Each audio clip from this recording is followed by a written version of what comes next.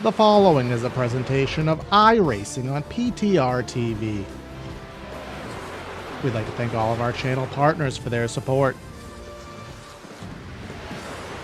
Please like and subscribe to the channel, and we hope you enjoy today's broadcast.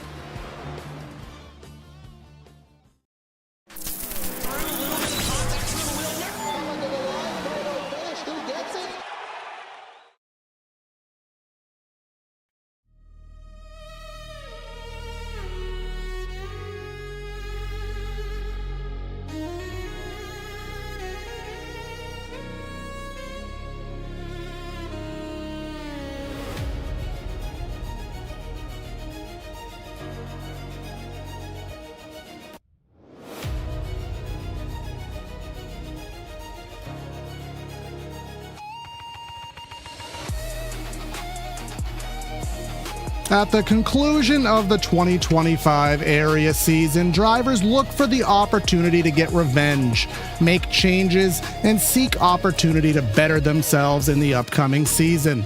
Unfortunately, things went dormant, and the unknowns of area's future went louder and bleaker. But that talk is all now in the trash, and the future is now. Who will gain supremacy at the World Center of Racing and crown themselves winner of the 8th annual Area 500? Who will start their championship efforts off in the best way possible? Let's answer those questions now. Welcome everybody to PTR TV for today's coverage of the Area 500, the 8th edition. And you know what? We busted out the artillery. We got the logo shirts. We went crazy for this one. Of course, it's myself, Corey Silva. I'm in the booth and in the truck. Brad Dalton helping me out, obviously, co-owner here on the channel. We've been waiting for this, Brad. We've had all the preliminaries, and now it's game time. This is the main event to start it off. I mean, you said it. The future is now. We're here. It's Area 500 time, and I'm so excited to see where this goes through. I mean, we've got storylines on storylines, and we've only had a couple of things. We had shootout, we had duels. I mean, it's the 500 now. We're seeing where 609 can come back from last year to come in this year for the Cup. And then, of course, we got to watch Dylan Alt when it's all said and done. But, Corey, they got to get to the end of this race. We got to see how this plays out, and I'll tell you right now, this is going to be a wild season all the way through, and it's all here on PTR TV. That's the most exciting part for me. Absolutely. We are your exclusive home for Area in 2026. We're here with Cup. We will be covering trucks. We'll be covering the Florida Estate Builders Pro Series here. So make sure you hit the like and subscribe button here. We're getting so close to that 2,000 subscriber mark, and we'd love to hit it. But as you said, Dylan Alt going for the first ever three-peat. He's going for the preseason, going for the duel. Can he take home the main prize? Well, the only thing he didn't do is get the pole, but you saw qualifying here on the channel. We got 5 minutes here left in the warm-up session. Of course, qualifying, you saw that last week here, single car qualifying at Daytona. So that's what those drivers did last week. We saw the great duels, and now they're just running their final laps. And, you know, we have about, I think, 10 or 12 drivers, Brad, that are, as we like to call them, rookies. Of course, not rookies to iRacing, not even rookies to Area necessarily, just rookies to this Cup Series. Yeah, watching where those rookies play in is going to be an exciting one to run through. Of course, we have had our drivers as well, our go or go homers that ran their way through open cars, as we call them here in Area, that aren't chartered into a team, but if they can get their way through and run their way in, they get a run. And of course, it was Gavin Rogers, Nico Servideo, Jake Fisher, Zachary Nerney, a hometown favorite here at PTR TV, Pacioli, Tomagade, and Jack Mace, who ran their way in with open cars. There were tons of big names that didn't make their way through into the main event, and I think we all know the one that we have to talk about when it's said and done here, Corey. Well, I think you're going with Timmy Pacioli, because if you watch single car qualifying, he won first car on the track and managed to get the pole and hold it till about probably 8 cars to go. Lost the pole, fell out of the top 2, and then the final duel, the duel race he was in, went a sour. So Not obviously how he wanted to start it off, but, you know, he was very competitive in the Truck Series last season, so we'll see where he does shine here in 2025. So looks like we do have a full grid, 43 cars there, Brad, and just talking about, you know, this series. This series has been largely akin to, I've been calling it Coke Jr. There's so many. I went through the entry list. I went through the driver sheet. So many drivers have team affiliations. So many drivers have been in Coke themselves. And even though this is fixed setup, you know, these drivers, they're giving it their all. They have their spotters, and they're giving it their all here in area. Oh yeah, this is one of those, when you look at it in area, this is where you go through. If you're not running Coke itself, this is that step down from Coke. Of course, you see drivers here all the time. That's their next step. I mean, Corey, Coke Jr., I think, is an appropriate name for it. And I know behind the scenes here, that's how serious they take it. Of course, we get the privilege of getting to talk to Jacob behind the scenes and see all of the work that the admin team put in behind the scenes. We know what Jacob Bell, Carter Koop, Dawson Miller, Ryan Olson, and everyone behind the scenes. Hunter Sleppy has to be thrown in there as well. Of course, you'll hear his voice on Thursday nights, but he gives us a lot of the talking points behind the scenes during the week. And well, we know everything that went into the offseason to get back here in area, to bring everything refreshed. It's here now. It's time to just show it off.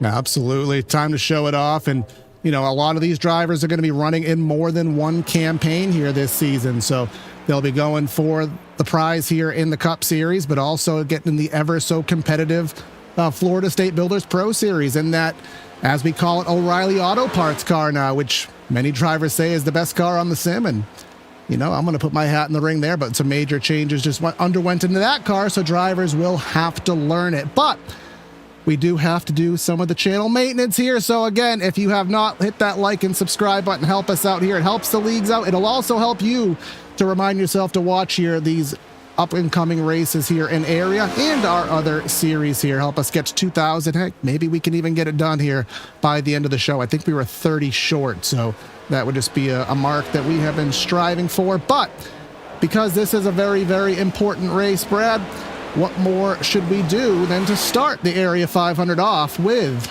our national anthem here to get this night underway.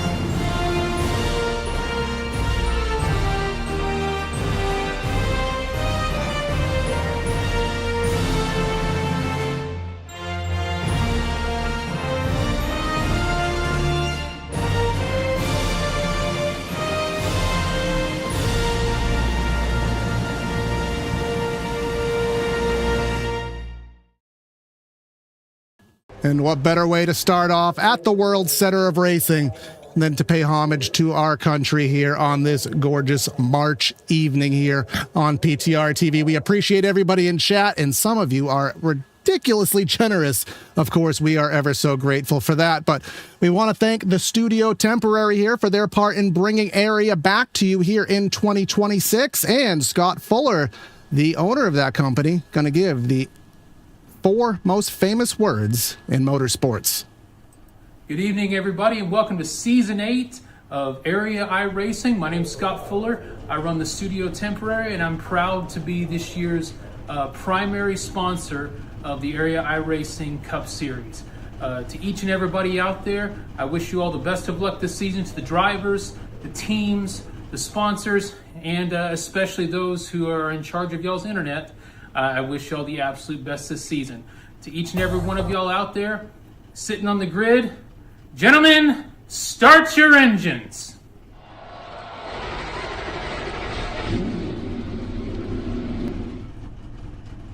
So that is our opening 4 famous words by Scott Fuller from the studio temporary. And now let's head down trackside and give you the PTRTV starting lineup here at the Daytona International Speedway, of course, by Central Mobile Homes.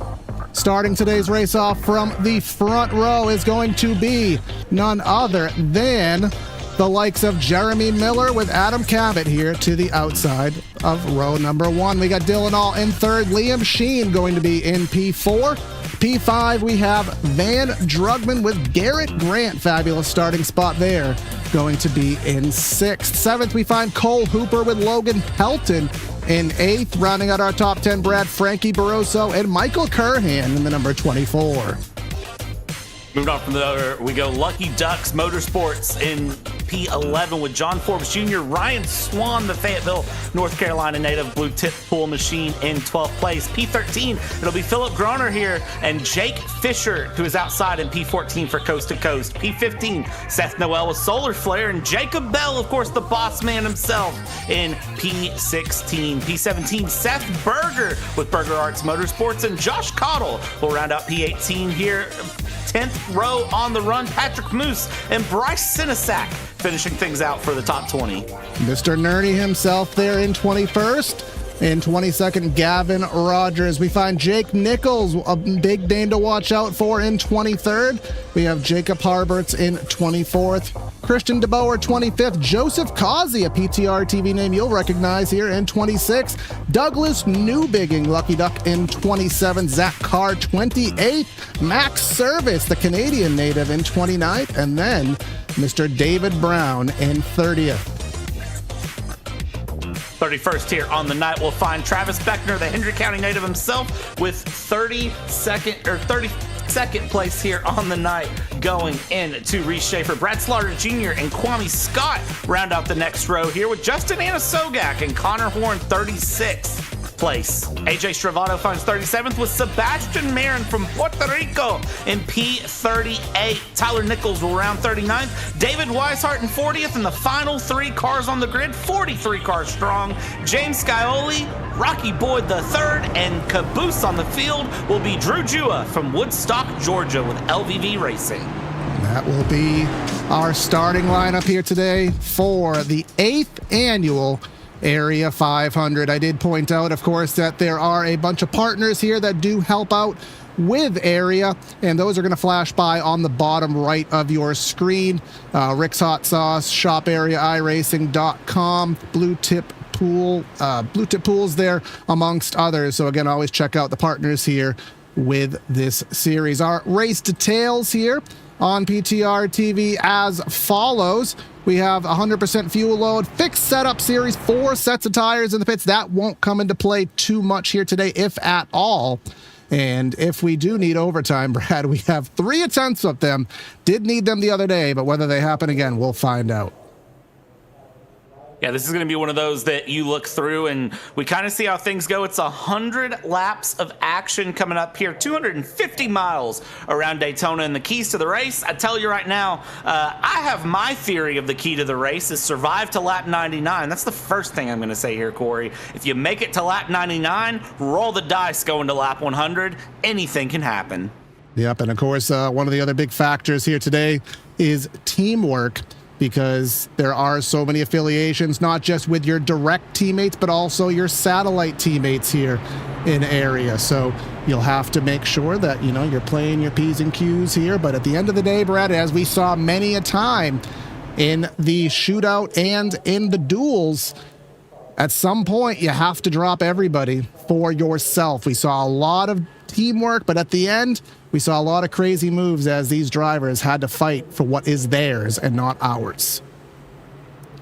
Yeah, a couple of names that I'm looking at too when you think about fighting for theirs and not ours. Travis Beckner, Seth Noel. Watch for them because they are the only drivers who have ever won the Area 500 twice.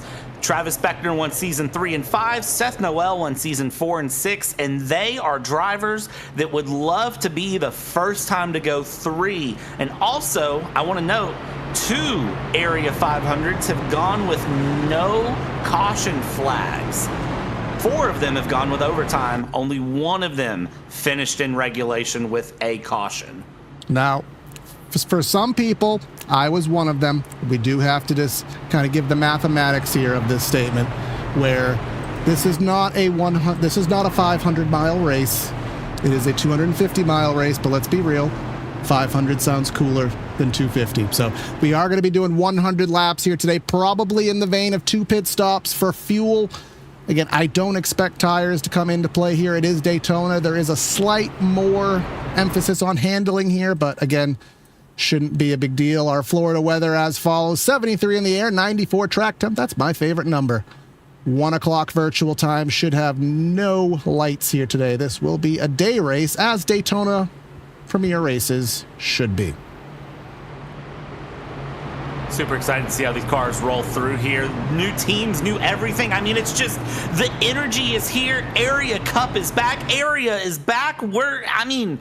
I don't know that I can say anything better than just Area is back. We all knew going out of season 7, there was the question of when is the next season coming. The teams are here, the drivers are here, the fans are here. Corey, you and me are here. There's nothing left but to get this show on the road. Pace car will pull away, and let's send her green. 7 months ago at the Charlotte Motor Speedway, we concluded 2025, and we didn't know when this moment was going to happen, but here on March 23rd, the moment is now. Area is back. The 8th annual Area 500 is green. Let's go racing here at the World Center of Racing.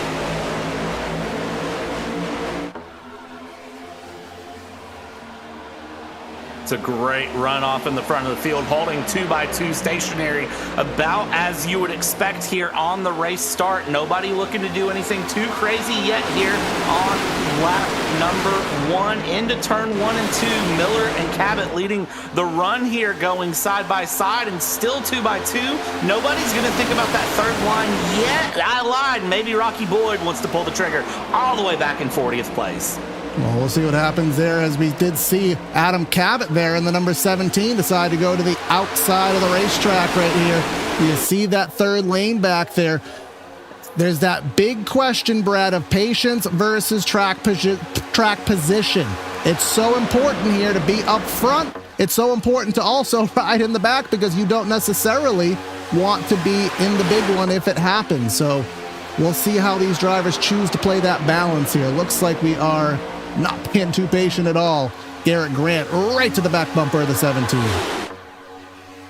Watch out here up front for 609 Motorsports to work together. You've got Adam Cabot up there. Look out for Connor Horn, Zachary Carr, and Jeremy Miller to move their way up into the mix as well. So, because when you can get teammates there working together, they are going to just stick in that position, keep each other through. You see again up through about the first 20 cars, at least they are sticking 2x2. Couple of guys in the back looking to make it 3 wide, but I don't think that's going to be a big push yet here, as we have 2 laps down, starting lap 3, and still it's sticking just side by side up front. Yep, and this is kind of what you expect here in the next-gen car. Now, a little bit different we saw in the duels and in the shootout. We saw the third lane come into play. It just took a while for it to happen. Now, who is trying to lead that charge up there right now? Let's go back and try to answer those questions. Looks like it is the number 75 car of Gavin Rogers leading the charge. Travis Beckner, someone that I expect to see up there on that outside lane. You see Drew Drua. And here is the challenge, Brad, of Daytona. This track is hardly wide enough for this. It's hardly wide enough for 3 wide. It is, I'll just say, not wide enough for 4 wide. So this is as intense as white knuckle as it physically gets.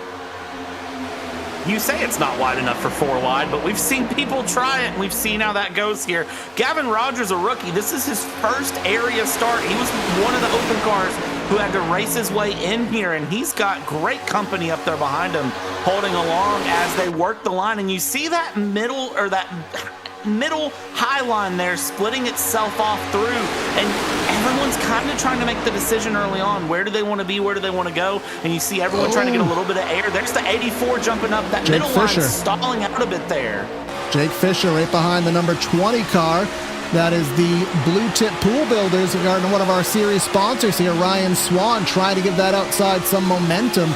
Now, I do remember, Brad, seeing last week, we saw them actually voluntarily run the outside, and they actually managed to make the inside stall out. But early in this race, we are just in that 2x2. You can see farther back, I think a little bit of patience being played. You see some drivers, Reese Schaefer, Max Service, Brad Slaughter, that kind of single file. I'm just going to wait and see if something happens, but be close enough to not lose the draft. Yeah, I think there's two mindsets here in the Area 500. And, well, I know where I sit in this mindset, Corey. I know where you sit in this mindset. There's mindset number one, which is get up to the front, stay in the front, and let everyone behind me wreck. And there's mindset number two, which is sit to the back, let everyone wreck in front of me so I can see it and avoid it.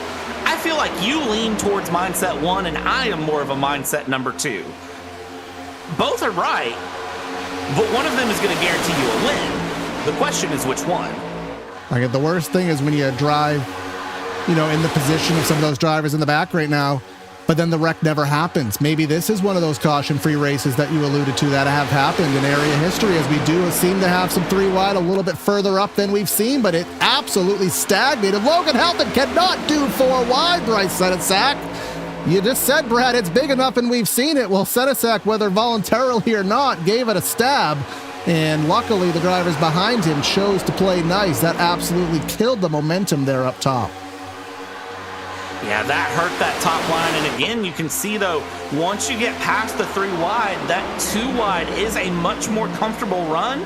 But it seems like you can try to make it work three wide there if you wanted to. Is Logan Helton now going to reset the charge here to the high line if he can? He's moving through. This is his first Area Pro start going through, or Area Cup Series start going through. He's trying to make everything work here. That LVV Racing driver, if he can make a run along, it's going to be feeling really, really good for him here as we go through. On board with Michael Caron with Lucky Duck here, the Season 5 champion. Let's see if he can set it up for Season 8 as well. Yeah, he's got the boss man, Jacob Bell, behind him in that 6 car, giving some good pushes. Of course, if you like the cameras that you see here, our cameras are brought to you by Whiplash Sim Cams. They've worked with Andrew Cardinale for many a years now. Broadcast partner there. You can check him out on Facebook and on Discord.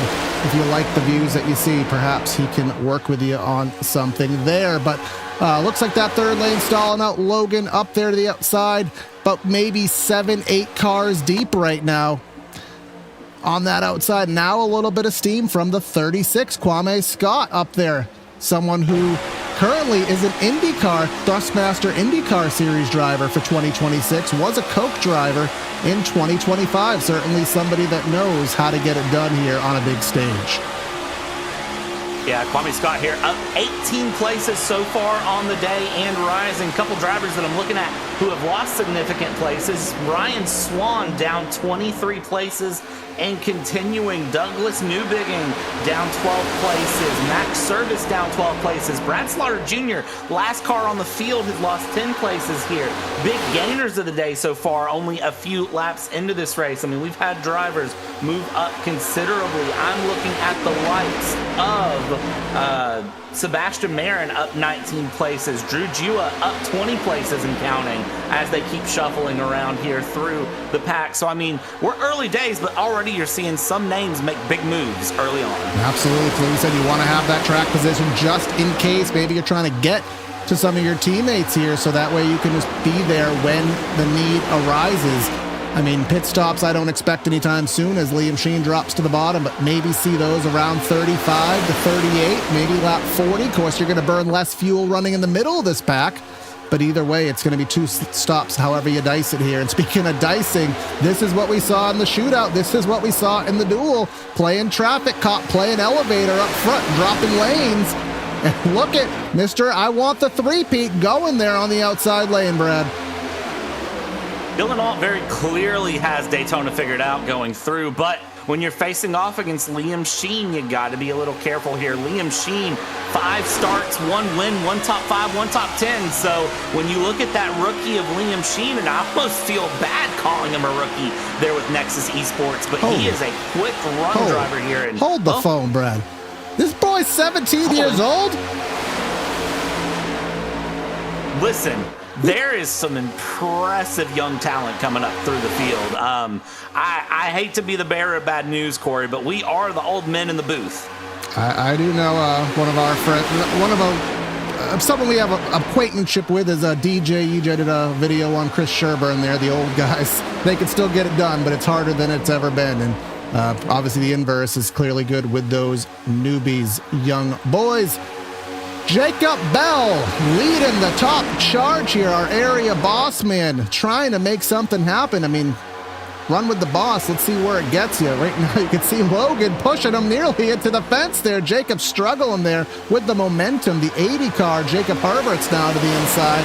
And then you have Joseph Causey, again, a PTRTV name we covered years ago. That's a lane shift that scared me there. But as I said, Joseph Causey, the Spartan Sim Racing League. If you've watched our broadcast in the past, you'd recognize that name, Joseph Causey, and Reese Schaefer for that matter as well. I mean, if you're ever going to drop down in front of somebody, it's probably going to be Sebastian Marin. That's a great option of drivers to go through. Just won in Homestead with the eNASCAR Coca-Cola qualifying series O'Reilly segment 5 days ago. So he's coming off an absolute high going through, as he's been absolutely dominating over in the eNASCAR Coca-Cola iRacing qualifying series. He had a great drive in Las Vegas as well. He's claimed a second win going through with the trucks in Phoenix. Again, just great runs for Sebastian Marin. And, well, now you see him here. He's worked his way up to 13th from near the back of the field. And I guess if you're the 63, that's probably who you want pushing you right now. That's 66, Sebastian Marin. Just someone that you expect to see up front in one of the most discernible cars here in a pack of 40-some-odd cars. That's one that will stand out here, that bright, I guess purple, magenta, teal, whatever you want to call it, but nice looking ride there. JS Studios, I think I know who painted that car, if I'm not mistaken, a good friend of mine, Johan Seminario, pardon me. And look at the damage, actually. This is the pushing. Now, I'm not sure what this will culminate to, but you can see that damage, and this surely isn't going to help it right there. That's a hard hit there coming from Sebastian Marin, but just to add to his stats here in area, he's led 848 laps in his area history with 7 wins, Season 7 Pro Champion. So, I mean, there's plenty of pace to be found in that 66, but hey, you know what's fun about NASCAR is that when you dent that front bumper, you just take a sledgehammer and beat it back in place. And, well, we don't see people in the pit lane with sledgehammers here in the virtual world, but no backup cars to be found here in area, so we go through. Adam Cabot. We said the highline wasn't working. Adam Cabot nearly washed up there and took out the high line, but he was able to recoup. But this is where we'll see if Marin has any substantial damage, because usually the draft is the Band-Aid. But once you get out front, I guess talk to Tyler Reddick. I guess you can do things with a damaged car, but this is where typically the struggle will be. He would need to be a pusher, not a push-E, but we'll see. And it does look like that struggle is real as Logan Helton got himself to the front. Of course, we want to thank everyone tuning in here on YouTube and on Twitch. And if you are watching on Twitch, consider subscribing to the Area iRacing Twitch, $5 a month, custom emotes, double points as a subscriber. And then you can redeem those in due course for some cool area merch. And I will say the area merch, I'm not just saying this, it actually is pretty nice. They did a super rebranding here, Studio Temporary. So you can check out that over the course of the Twitch platform there. But Adam Cabot has gone back to the lead. Who has gone to the back? Van Drugman, I believe, has lost a fair amount of spots there, fallen back in line. And there's Sebastian Marin just going for the lead. That damaged car in the third lane back to 15th just as quickly. Everyone moving around here, just shuffling up and down the order. And, well, we said the top line wasn't working, and it seems like Logan Helton took the best advantage of it. And now you see the parachute's been pulled as we go through lap 17 of 100. Everyone's starting to shuffle a bit more through. Little bit of wall taps there from that top line as they hold just enough room through the corner, and everyone just looking comfortable. That bottom line really trying to stretch its legs. And, well, here's what's going to get interesting. That bottom line stretches its legs. somebody in the middle of the bottom line gets antsy, they move up to the middle, that sits the parachute on the bottom line, and then we just reshuffle this field back up. But right now, here we go, not too far away from pit stops, I'd say, either, as we go along here. About halfway through here at Daytona, as the camera pans through the infield here. I actually got to be in that infield for a NASCAR race. What the experience it was here at the World Center of Racing, something that all race fans should try to do at some point in your life. I know you'll back that up, Brad, from a road racing perspective, but just an amazing facility here in Daytona Beach. Liam Shane to the outside goes and takes the push from John Forbes Jr. Haven't talked about that name. There's Liam to the outside, and you can see the push behind John. Cole Hooper. Again, this is kind of the first comers and goers sequence here. We haven't certainly talked about that 99 all day. We haven't, and that's an interesting point to bring up. We haven't talked about the 99 of Cole Hooper. We probably should talk about the 99 of Cole Hooper, because Cole Hooper is going to be a quick car to watch as well as he looks around going through. One of the drivers who didn't fill out the spreadsheet, so we're going to publicly shame him because, well, if you don't get it filled out before next week, anything I put in the spreadsheet is fair game. And I'll tell you right now, I think if you've watched anything on PTRTV long enough, especially with our Wednesday night series, when those guys let me get a hold of the spreadsheet because they don't fill it out, there's some wild things that can come out of there. Absolutely. So all in good fun we have, but we do like to have that little personalization that these drivers can offer us here. Good pushes there, 98 to 99. Cole Hooper, whoa, to the top of the track. Van Ault, Dylan Ault, I don't know why I said Van Ault, Dylan Ault, someone who, again, he is one of the best traffic cops in this race, and that's why he's gone 2 for 2. Goes to the top, takes the momentum from Liam Sheen. I'm wondering if later in the run, Brad, maybe there is a little bit of handling going on. That outside starting to seem a little bit more of the voluntary choice of lines.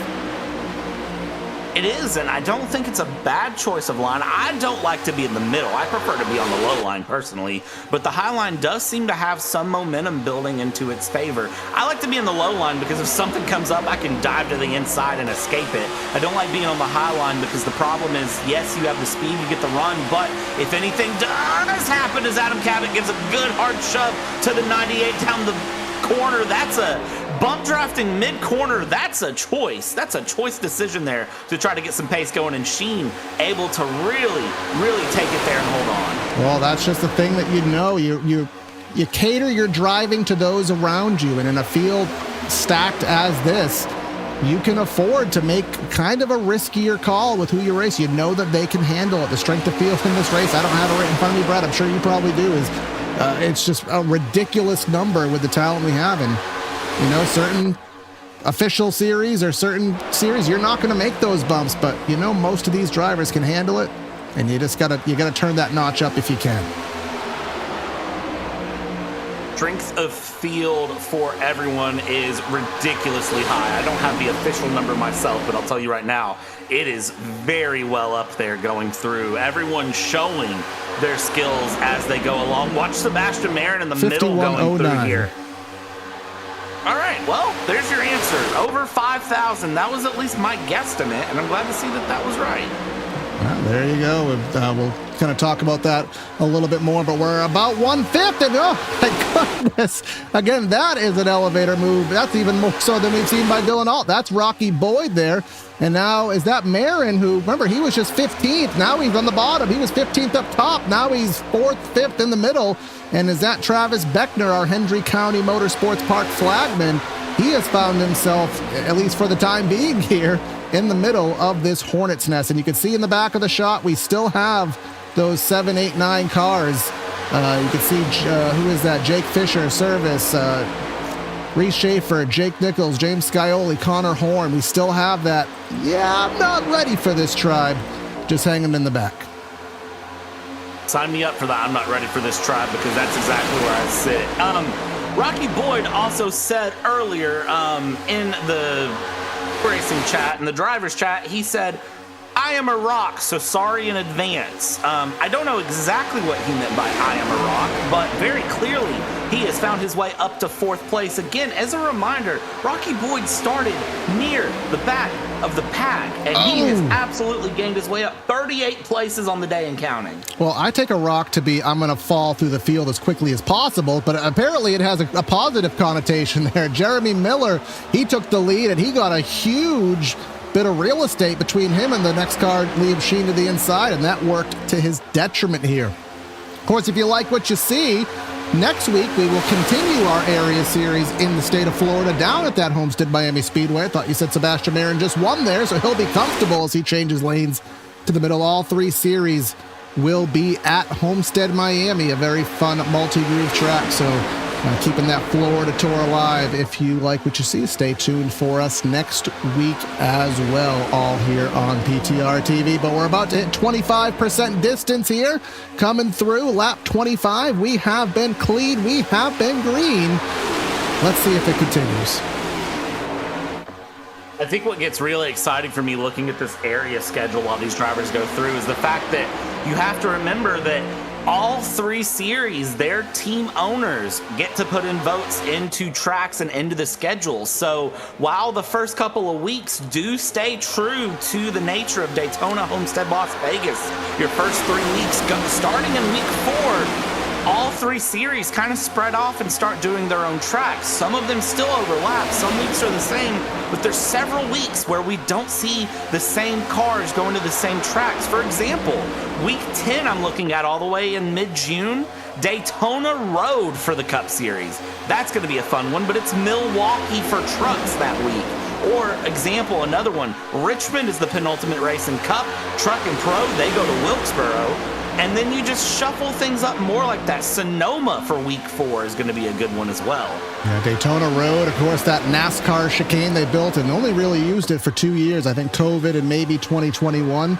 But it's still there. It's still ready to be used if the situation ever occurs. But we are starting to see what we saw late in the duels and in the preseason shootout, that outside lane becoming the voluntary lane of choice. Now you have the middle, and now the inside lane is kind of a nemesis lane. That kind of works out for pit stops, Brad, because, I mean, if the bottom's open, there really isn't going to be a clog up to get into the pits, which should be happening, I would estimate, within about 15 laps or so. But Marin, I guess that damage is not doing what I thought it could do. I mean, it's literally a scoop. I mean, we've seen, you know, you can bend a fender the certain way. You can kind of toe your right front at certain tracks, and it kind of helps you. I can't imagine a scoop in the front of your front clip would be a positive. He's making it a positive, going from the high line to the low line there, letting the 96 of Drew Jua, who has went from last to first, move up. And now look at him. He's going to go all the way back up and take that momentum from the high line. He's fighting it out hard here with Jeremy Miller up front. He wants to try to lead at least 1 lap coming through.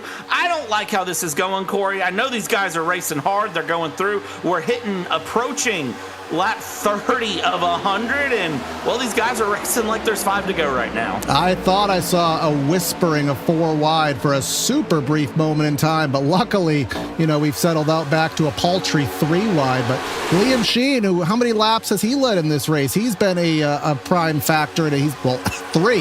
It felt like he's led more than that, but now he's back there. And again, whoa, who's that? Who was that? That was Rocky Boyd. He looked 4 wide, and I think his brain hit the reject button on that thought super quickly, and we are all appreciative of that. Yeah, he really thought about making a move there, but Rocky Boyd decided to. Or it could have been for air. We have kind of ignored that fact, Brett. It could have been for air. What is the temperature right now here in Daytona since we've been going? I feel like it's went up like 30 degrees here in my 2 room. degrees.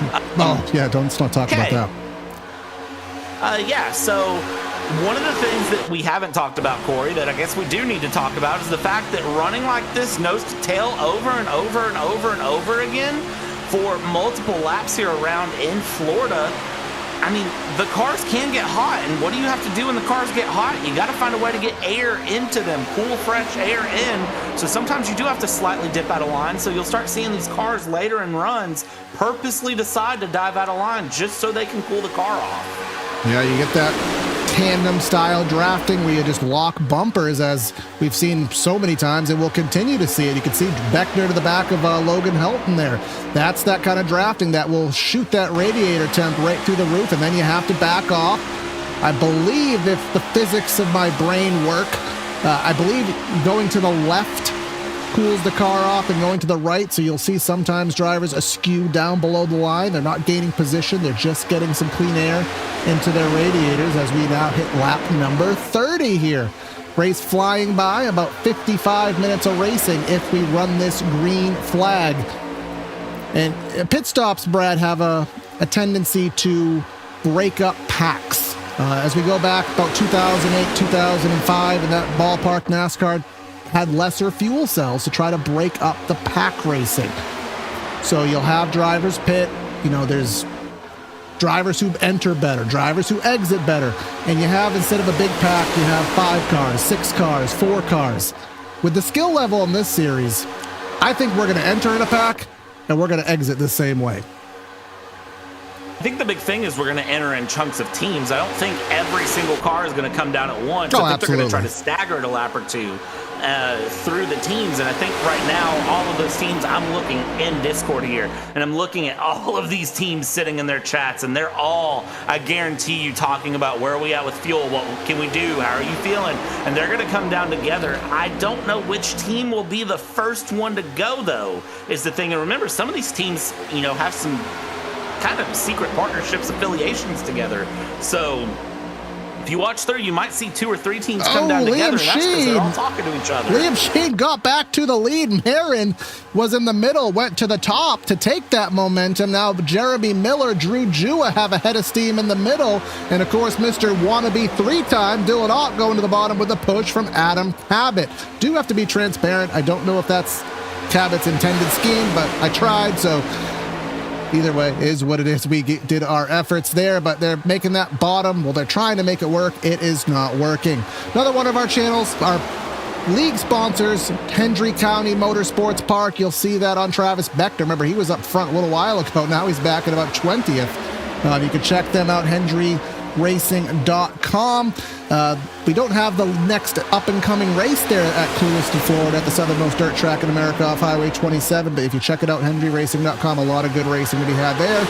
You'll see Travis in the flag stand, and you'll see some good classic dirt racing. I'll tell you right now, the next race is March 28th. It's open wheel modifieds, $1,000 to win street stocks, not treat stocks. Street stocks. It is a treat. Thunder trucks out. Yeah, it's a treat to win a street stock, honestly. And Hendry Kid Karts. I'll tell you right now, I've been getting big into karts lately, Corey, as you know, and kid karts are something else. If you've never seen a kid kart run, especially kid karts in dirt, they are something else. So check them out. Absolutely. I always support some good local dirt track racing, and that's what keeps these racetracks open and alive. But here we go, 3x3. And Sebastian Marin goes high, goes low, and now he went middle. And I think he gave up that top lane a little bit too early. He sold his stock while it was still on the climb. And look at Liam Sheen go in the middle 3 wide. He's going with no help. I mean, that's a way to do it, Liam Sheen. He drops down and you see the absolute hit that he takes there from the 30 and Jeremy Miller, trying to tell him, hey, get some momentum back in that car. Let's get back up. You're swallowing. We're going backwards here. We're being swallowed up by the field. We gotta go. We gotta go. We gotta go. The 4-time area champion. If you ever want somebody to be on your back bumper pushing you along, well, maybe you don't want the 4-time area champion, because he's not going to take excuses. And I'm not sure if he does have a Busch with him. We don't condone virtual drinking, well, physical drinking and virtual driving, but I assume that's just for the meme. Gavin Rogers up up 19 positions here on the day at the tentative moment in time. And now Kwame Scott, he's gone to the lead just because that's just how the roulette wheel turns. That number 36 car, again, our Thrustmaster IndyCar driver, has gotten to the front. Never seen IndyCars here at Daytona except back in the day. And our first set of pit stops here. There it goes. First team to pull the trigger here and bring their cars in is going to be Swan Motorsports. Travis Beckner. And that's a big error from Beckner. Absolutely. That is going to hurt his case here. And here's Garrett Grant. We haven't talked about him. 65, I think it's 55 or 60 miles an hour. Tires going up, so that's interesting. Usually we don't see tires go on very often here at Daytona. But I guess you're probably going to see them do it. But we'll see how it all shakes out, because the fear, Brad, is that the fuel-only guys will get themselves into a pack further ahead, and then you're going to be behind, and if we don't get a caution, you'll never catch up. That is the fear. I feel like he clicked the wrong button, and that's exactly why that happened. I have no other reason to think of why you would take tires. At least at two, this point. maybe not. They all took 4. Now it could have been for fuel. The amount of fuel here to fill that up, I think, is about 12 seconds. So at that point, you may as well, I guess, just take the other 2. So I guess that probably is the logic. I think that does make sense, but even then, still, I don't. But here they come, Let's Brad. see what happens here. Here they come. This is the blending that we talked about.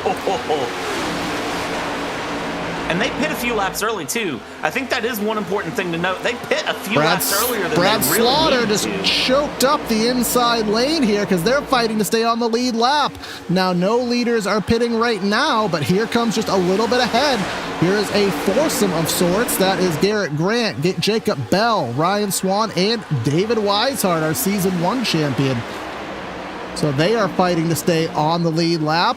And here comes Kwame Scott going to the outside. Now our main pack is just a hot mess of drivers lapped on the lead lap, fighting. And meanwhile, everyone's still sorting out their pit stops behind. So that is Swan Motorsports and Slaughter Sim Racing that pit in together there. And again, those teams will work together in groups as they go, because they don't want to just go 4 cars. They'll go with 8 cars, and they're going to try to hold up in the front together, because what's going to be important for them, if they can keep ahead of this front pack, it's going to make a big advantage for them. And if they can stay on the lead lap, if anything happens with these green flag pit stops, it puts them in a beautiful position here. Absolutely. Oh, who's that below the line there? I think that was Sebastian Marin below the line on the entry. Not sure what happened, but it did cleanse out just fine. 77 of Seth Berger. I don't think we've talked about him at all today. We'll spare the jokes as much as possible here, but can't promise that later in the season. But up front right now, Michael Curhan is the leader, that number 24 aftermarket Camaro with Liam Sheen. That's Travis Beckner and the 8 of Brad Slaughter, as is Jacob Bell, fighting for their lives. And can't count at the 5 of Garrett Grant here. And there they are. They're going to race. We're going to have lappers racing side by side in front of the pack. Still no more pit stops coming in this time through, which is very, very shocking to me that nobody else has opted to come in. And I can't believe they're still running 2x2 up at the front right now. Really, really thought that these cars risking a lap down would fan out a bit more and really try to take control of the field and prevent their whole team and group from going down. I gotta wonder now, if they pit in at lap 36, we sit here and we wait, when does the next group, the next team go through? Because we're essentially just revolving door this now, because the problem is now if they go through, Swan Motorsports and Slaughter Racing, they drop to the back. Here we go. Here's 2 cars. Oh, locking it down there. That's Jeremy Miller. We'll wait to see if he managed to woe it down. And that's only 2 cars, him and Harbert's there. Harbert's got in. I was worried that he was going to overshoot his box there, but new feature here on PTRTV. If a driver does get a black flag, a little black flag logo will pop up to the right of their name on the display on scoring. So that's how we'll know if there is any penalties, but I trust that they got it down to speed. Jake Nichols. Where did he come from? He was one of those, I'm not ready to play yet, but lap 41, here he is ready to pounce. Going through, more drivers pulling off. Now we've got a big group that's starting to split things up. Let's shake this up quite a bit here. I think that was, going around 75. Gavin Rogers gets the 56 as well. Van Drugman, is that Sebastian Marin as well? Marin there with a lot of damage here. Let's dial up a PTRTV instant replay here coming through, and we'll get an idea of exactly what happened to Marin. Big shout out to Hendry County for this one. Let's see. A lot of lockups all over. Oh, Marin I think Marin must have had an early pit stall, and he was just trying to clear in, but just unfortunately, let's get one more brief look at that, and then we'll trying to see. I can't quite see where Marin's stall is, but yeah, he just left-hand turned right into him there, so I'm imagining that he needed to get to the left sooner than was anticipated there. And unfortunately, for those drivers, they're going to lose a bunch of time, and we did not have a caution flag to woe that back up. That hurt them big time there going through, and you can see just dropping down to the back of the pack here, mixing through some damage on several cars there. The 63, look at that front end. He was the one that kind of started to catalyst that, and you can see the front end of the 63 really taking the hit there. Looks worse than Marin's car did, to be honest. Yeah, and again, a lot of this damage was residual from prior contacts, and here comes a bunch of them to the safety of pit lane right now, about 7 or 8 cars. That's probably an ideal number, and you can just see how much safer that looked. I really didn't see any drivers locking it on up here and trying to head on into their stall. Don't botch the entry. See some tires going on. It seems that most drivers did choose to take 4 tires, so that is the normality. We'll see what happens on the lap 88 stop. I don't expect that to be the case, Brad, but... Oh, no. Not at all. It's going to be an interesting second pit stop here as we go through and around. Not many drivers left to pit at this point either, looking at it. It is your top 8 left. Nerney, DeBoer, Horn, Newbigging, Barroso, Carr, Brown, Noel, and there they are, those teammates all coming in. That completes your cycle of green flag stops. Do they all get it slowed down? Almost all of them. I swear, I think that was the 63, if I'm not mistaken. That green car almost thought he hit the pit wall there nearly, but manages to woe it down. So that's all that ultimately matters in the end. As tires going up on Seth Knoll there. Oh, someone going around on the back straightaway. Oh, that is green. Jacob Harberts. And we stay green there for Harberts going around. He just pit, didn't he? Let's try to find out what happened to him. Oh. Get one more look at that. Camera did not get where we needed it to be. Jacob Harberts. See, he was getting a push from Jeremy Miller here. Was this just a push gone bad? I believe it must have been. LBV Racing running through here. Harbert's on Boyd Motorsports, and yeah, that's a push gone very bad there, and you see those arrow flaps pop up on the top of the car and keep him from going around and flipping there. Of course, no more grass on the backstretch as well. Really helps that. Absolutely, and now we blend back together, and this is what I talked about with what I expected from this this echelon of drivers. Even though we had about 5 or 6 different series of pit stops, they're all going to blend back together into that big pack that we expect. And thus far, it looks as though we have 22, and that's going to be the first wreck of the day. Fans out, blending in. What a time for this caution to come out here. Everyone fans out, and I think we got away with it. But caution number 1 for cause of the day. Yeah, we'll try to find what happened here, but yeah, first caution here about halfway.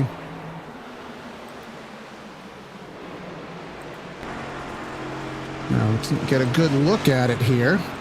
Just bear with me, folks.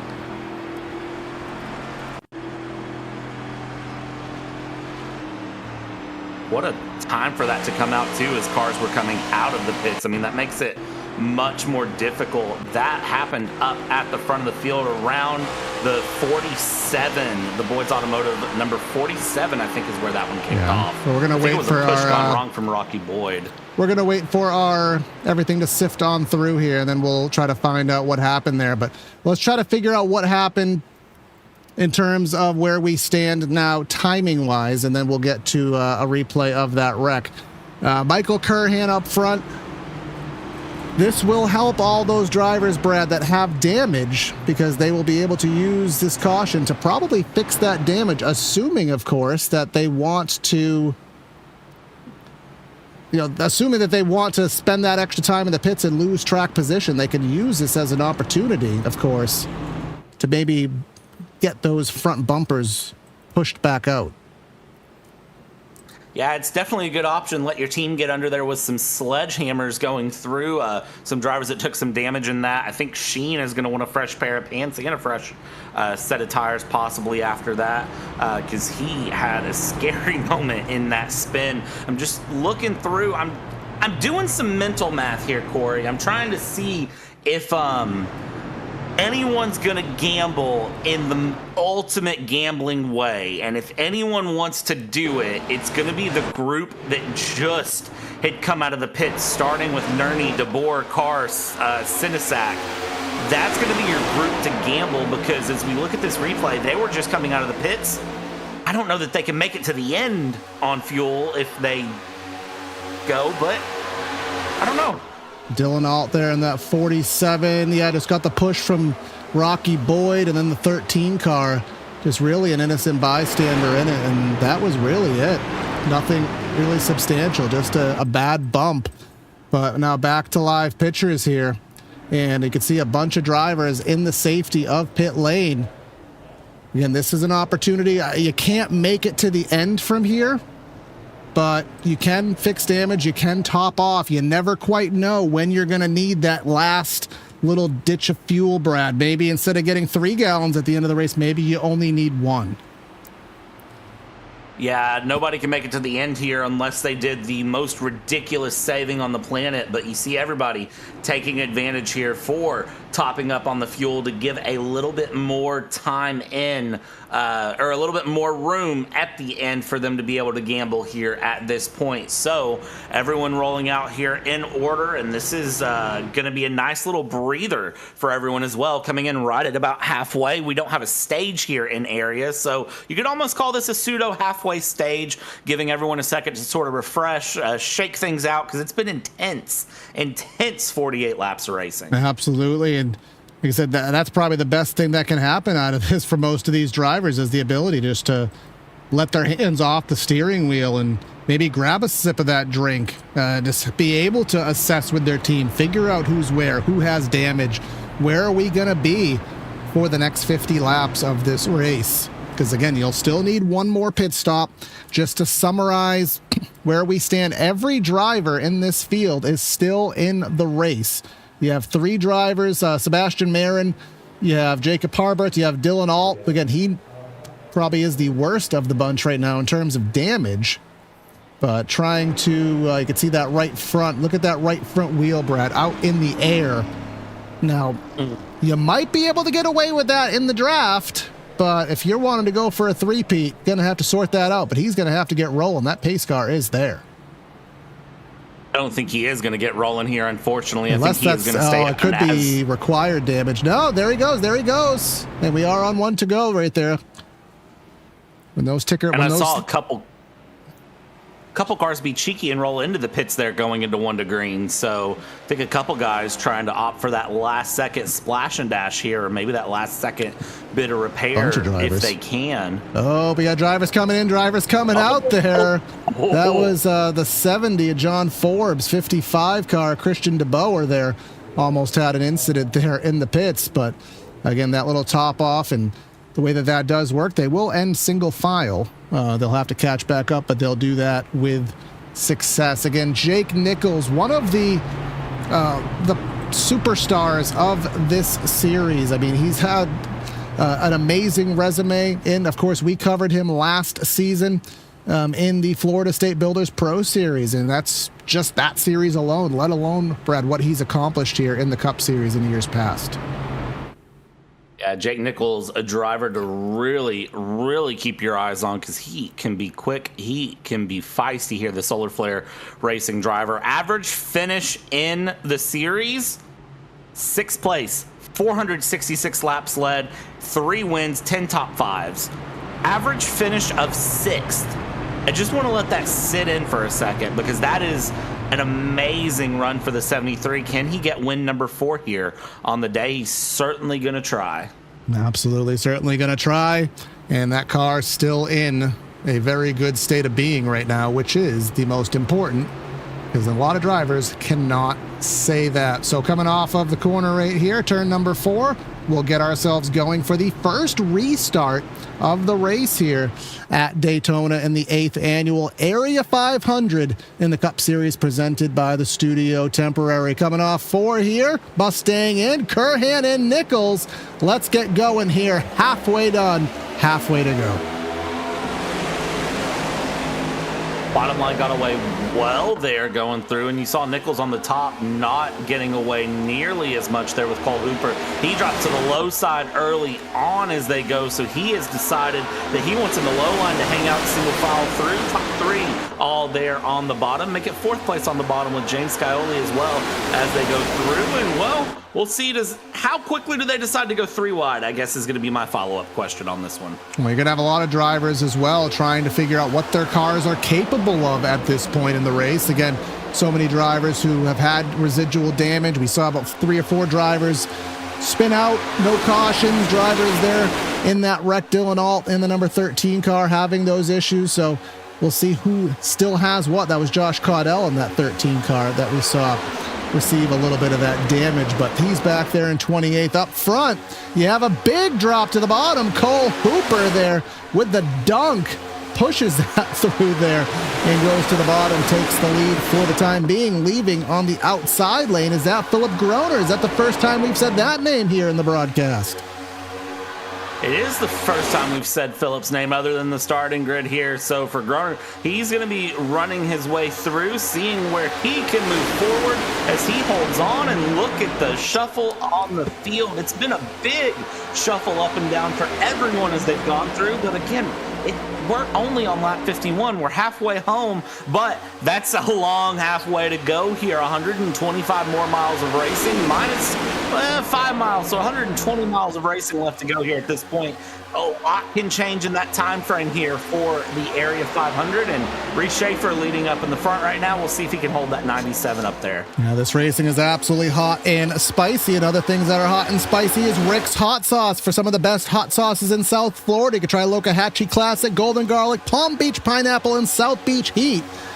I don't know. I'm assuming this is still accurate for 2026, but Rick's Hot Sauce Rookie of the Year Award in Area Cup, $100 prize. They're sponsored for the best rookie here in 2026, and we have, I think, 9 or 10 of them, Brad, going for that Rick's Hot Sauce prize. And I mean, Rick's Hot Sauce as well. It's on my bucket list to get some of them. I do like some spicy eggs in the morning, some spicy chicken wings. So again, check out some of the partners here with the league. Some other spicy racing up front. Who is that? 69 car, Justin Anasogak, the Alaskan Assassin, going for the lead with the push from Frankie Barroso.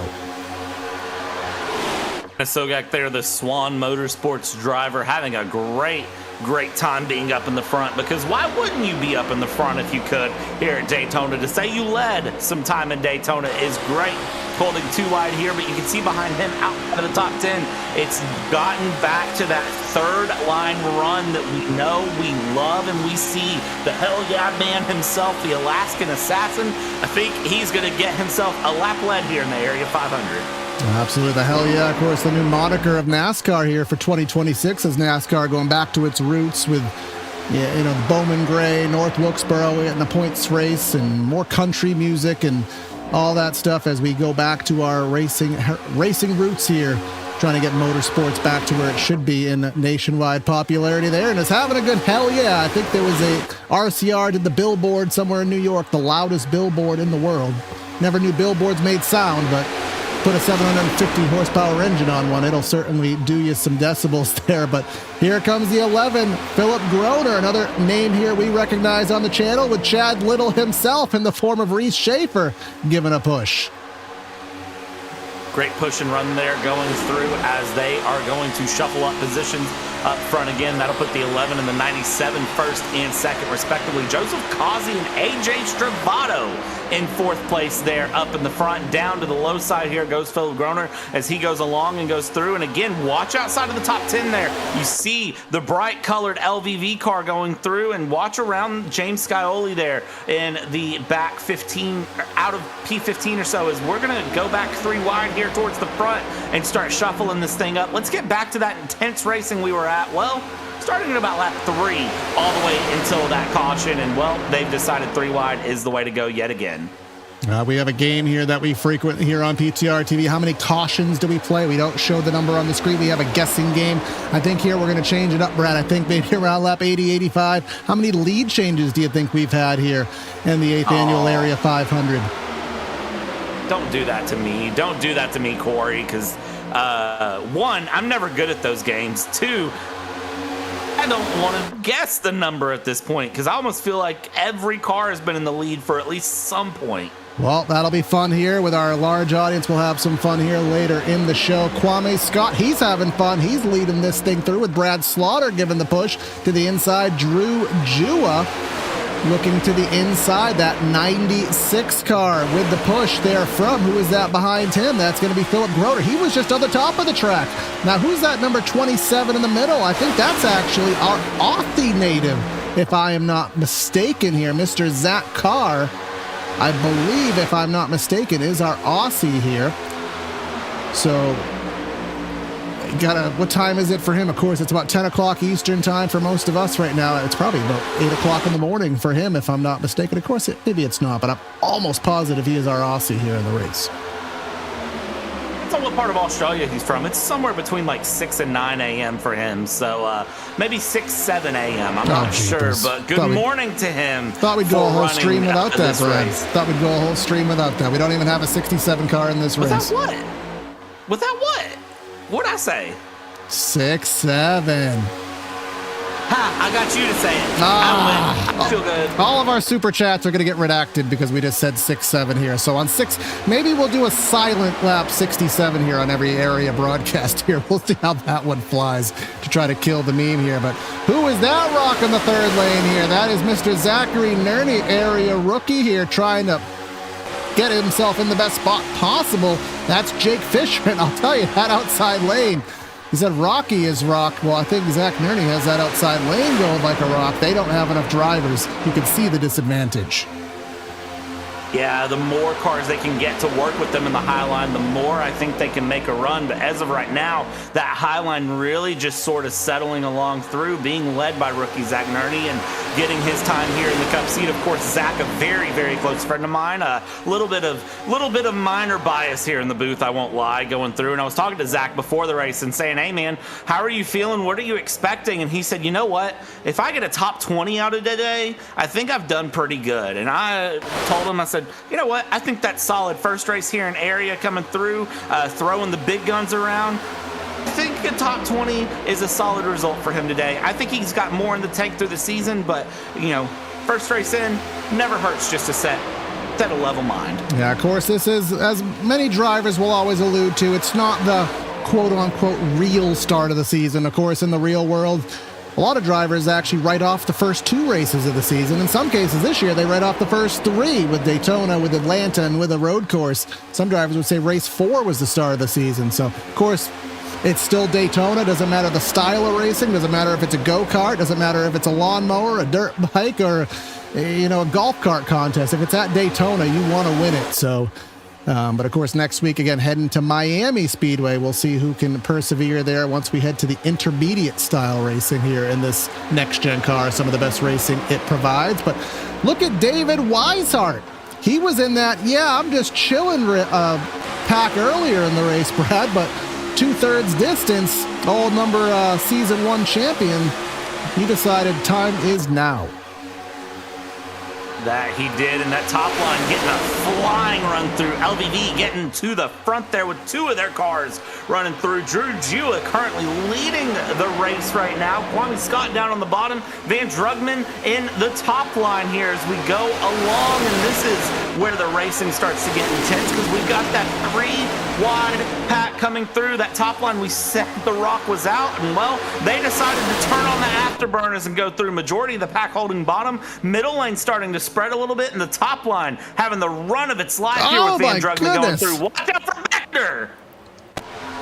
Van Drugman, our alleged 17-year-old driver, now leading here in the Area 500, going low, going high. That is, as we've called it, the elevator, the traffic cop here. And, I mean, we haven't seen his level of skill in that. Dylan All and Sebastian Barron have been the best of it, but both of them are kind of in precarious spots right now. Travis Beckner, here he comes, and Kwame Scott, he's been up front quite a bit today. In fact, let's get the numeric on it. Kwame Scott in that number 36 car. He has led a number of 3 laps this race, and he won't lead more because that inside has died. Inside has stalled, middle line has hit the brakes, top line has flown through, and look at this! Where has Garrett Grant come from? Again, all those drivers in that back pack, they waited. Now the time is here for Team Swan. He has gotten himself up front now. He filled out part of the spreadsheet, but he didn't want to give us a fact about himself. So, Brad, you might be on that one for next week. But here, that lead going to be short-lived. See the push from Liam Sheen. Rocky Boyd to the outside here. You can see the sparks. You can see the rubber all over these cars, the scuffs. These cars look like they left Bristol with the amount of pushing they've been doing. Yeah, they are not being nice to each other at all here. For a moment, LVV was up in the front. Now Swan Motorsports has come back through along here. But watch out for Rocky Boyd and Boyd Motorsport going through. We'll see how they play along. These guys are not playing nice. They're shuffling, they're pushing, they're shoving. It's all over the place. And I tell you what, this is a pressure cooker building, and I don't know if we're going to get a nice pressure roasted pot roast out of this one. We're going to get some good ribs, or if we're about to drop it on the floor and let the dog eat it. Well, yeah, Instapot meal, something that everyone should know how to use there. But remember someone who I think was leading the restart, Brad, which was what, 50, maybe 15 laps ago, right around lap 50? Jake Nichols, look where he's put himself now. Is this, you know, being one of the smartest people, one of the most successful in the area? Yeah, even though it's 40 to go, 35 to go, not time yet, he finds himself in 31st after leading about 15 laps ago. Is this part of that decision? Part of that, I don't trust what's in front of me? I think it's more than likely I don't like what I'm seeing, and I'm just going to let this go, because look at this. You've got 98 of Liam Sheen going low to high. You've got Travis Beckner trying to block all 3 lanes in one go. You've got Brad Slaughter on the high line here, just absolutely giving her the old college try around to see what he can do. If he could get some friends through, you've got everyone struggling to hold a straight line here and looking for any bit of clean air they can get to cool the cars down. This is one of those moments where I don't know if I want to be anywhere near about the top 25. And let's look at no help to that number 36 car, 5 to 28, having a good tandem. Now here comes Rocky Boyd. We still need to figure out, he is like a rock. You said that in a way that he thinks it's a positive. I'm very curious as to how that spin is. If anybody knows in chat, please do advise us here. But now Travis Beckner. He's like Akon. He is so lonely. He has no one to call his own. Now Kwame Scott to the back bumper gives him a push, and maybe just in the nick of time to save a shot at the lead. That was a big old push that he got, too. I was worried that that push was going to be a bit more of a bump and run coming along here, but they're able to hold through. And again, this shows the skill of these drivers to be able to take these bumps and give these pushes and be able to hold these cars in a line, make these split millisecond decisions in the pack and run through. Because it is one thing to really be here in Daytona. It's another thing to really race Daytona. And if you know is the answer I'm going to say to that one. If you say, well, what's the difference? If you know, you know, because this is a whole nother run. And there we go, we talk about it. And the famous word of a rapper, if you don't know, now you know. And I will not say the last word of that line there. But I'm not going to say the lap, but you can infer what it is. Rocky Boyd leading this thing. And now we're at that point, Brad, that kind of pivotal point where the inside kind of becomes, dare I say, the rock. And just as I say that, now they come in. Oh my goodness, that is just straight bumper cars there, 5 to the 16. I hope you didn't plan on taking these cars home after this race for anyone. Of course, they're virtual cars, but if we ever could get a post iRacing diecast made of one of these Area 500 winning cars, I'll tell you right now, it would have probably no rear bumper and a good little S-shaped front bumper, C-shaped front bumper to go through, because these guys are absolutely abusing the fact that we are in a sim and not in real life. And if you're in a motion rig and you take a bump like that, you're probably going to feel it. Look at this 3 wide here coming through. A couple cars trying to break away on the top line, but the mid line really squeezing through. And is that Jacob Bell, the boss man I see going in row 3 there? He's right behind Rocky. Now, I do want to give some other updates again for the driver who was going for the Area Daytona sweep, Dylan Alt. He is in this pack right now. Has gotten the majority of the damage fixed, however, is 1 lap down. So he is hoping for the caution and hoping to not be a part of the caution so he can get the free pass and have a shot at it. So he is registered as 43rd against Sebastian Marin. He is somewhere in this mess. He's at 17th. He was another one of those drivers who had issues and had some damage to be repaired. He is that purple car to the outside pushing Liam Sheen now, and it looks like he actually got a fair amount of that damage fixed, so only a matter of time before that 66 makes his presence known again. But pit stops, the window's open, Brad. It's just a matter of what team is going to decide to peel on in early, because remember, you have to have a good amount of cars to pit or you're going to lose time in the draft, which will culminate to lost track position in the end. So the window is open, but these cars only hit 21 laps ago. So, I mean, the window's open, but as of right now, nobody needs to take it. And I think it becomes a situation of what do we want to gamble with?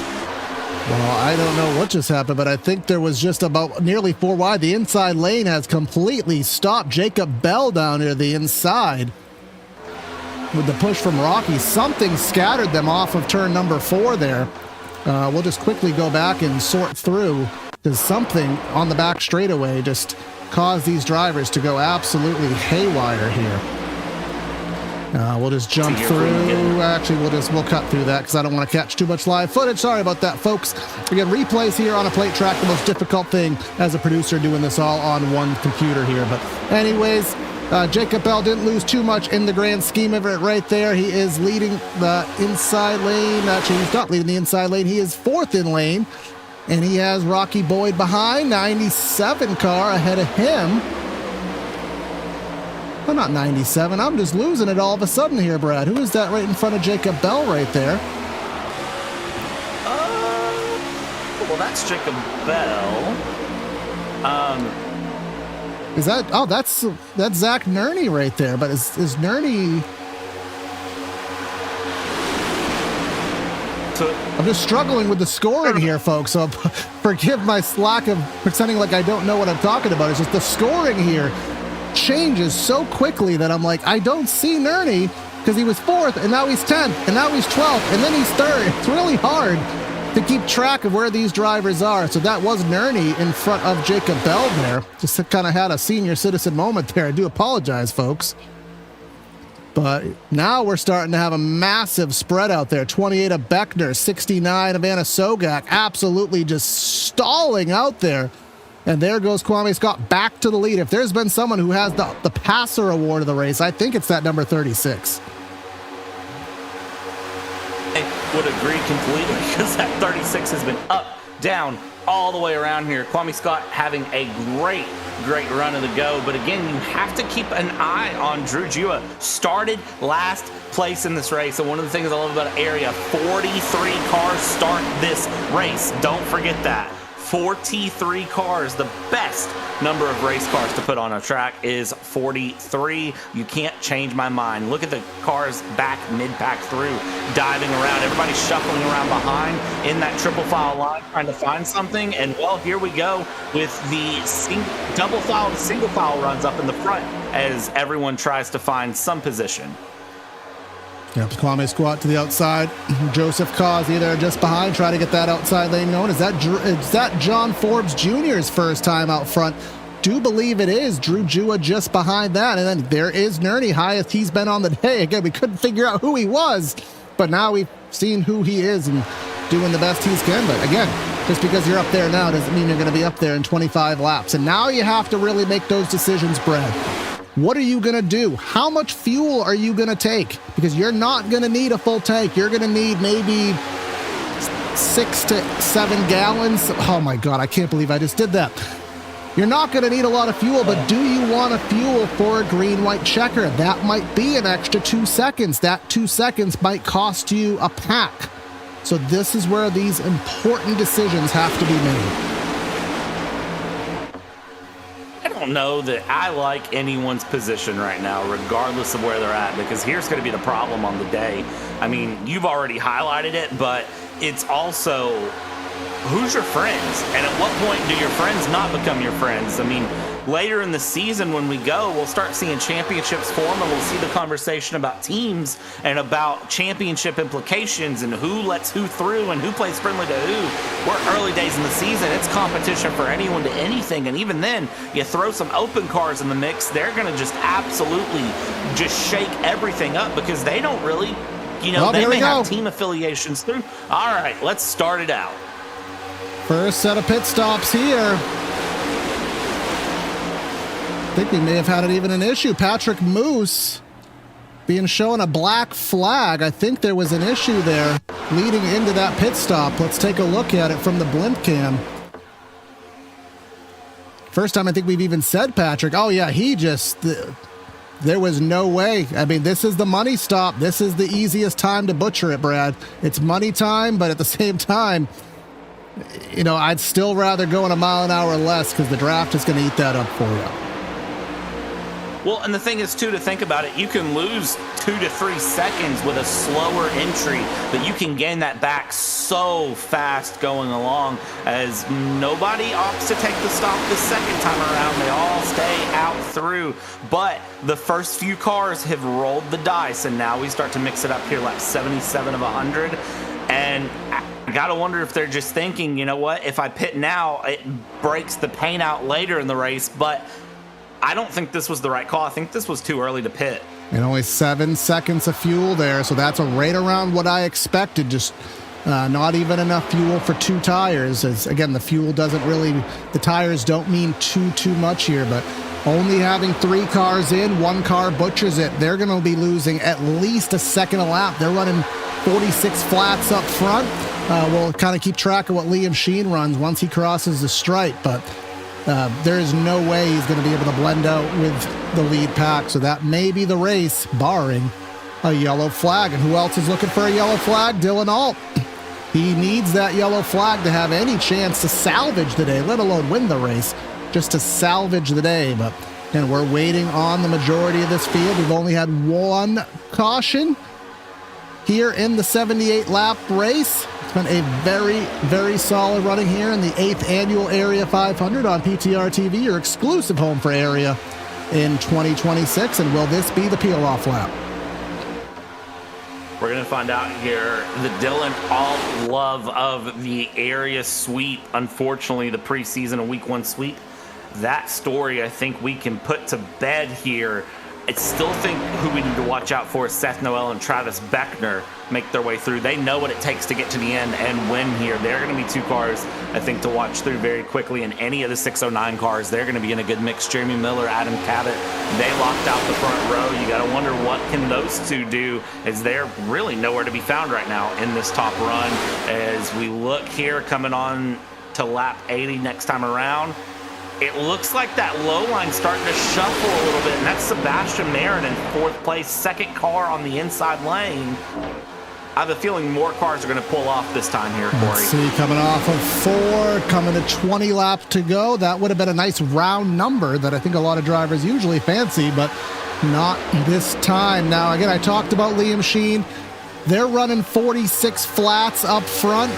Last time round, a 48.47, 2.5 seconds off. He has found a little bit of help here in the form of Moose and David Brown, but 2.5 seconds off the pace now. That is just absolutely a cataclysmic failure there. And you can even see here are the leaders right there in the shot. They're going to have them eaten up in a lap or two, assuming they don't pit this time by. I feel like the Jaws theme is just going to be playing in the back of their head. Just a nice, light, subtle.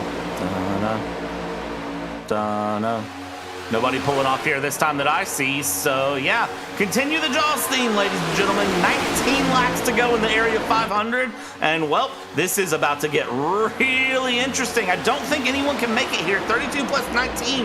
That gets us well beyond our fuel window, I would think. Yeah, typically 40-ish laps is going to be the most. And who is that pushing the third lane out back? That's Jake Nichols. Remember, he was the leader on the restart, dropped to the back, and now is only up there with one other driver, being in the form of the number 16 of Rocky Boyd, another person who has been up and down through the grid many a time here on the day, but that's just been kind of the normality. You have been up and through the field, and I guess that is also a good thing to learn, Brad. How long does it take you to go from maybe 15th to the lead? Of course, it's not an exact science, but it's kind of good to have that estimate of, if I fall back here, I need this much time to get me back up to the front.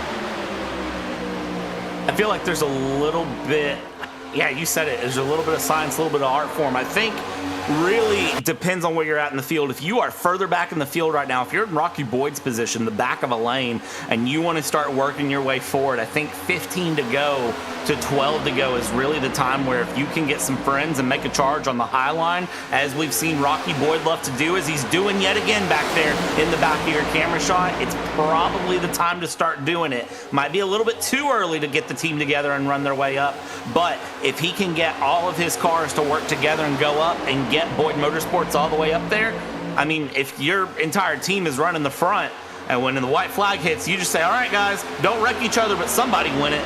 You're in a good position there. I'll tell you, Kwame Scott, right now, if this was the last lap, he would have been in an amazing spot to pull down and take the lead at the last possible second here.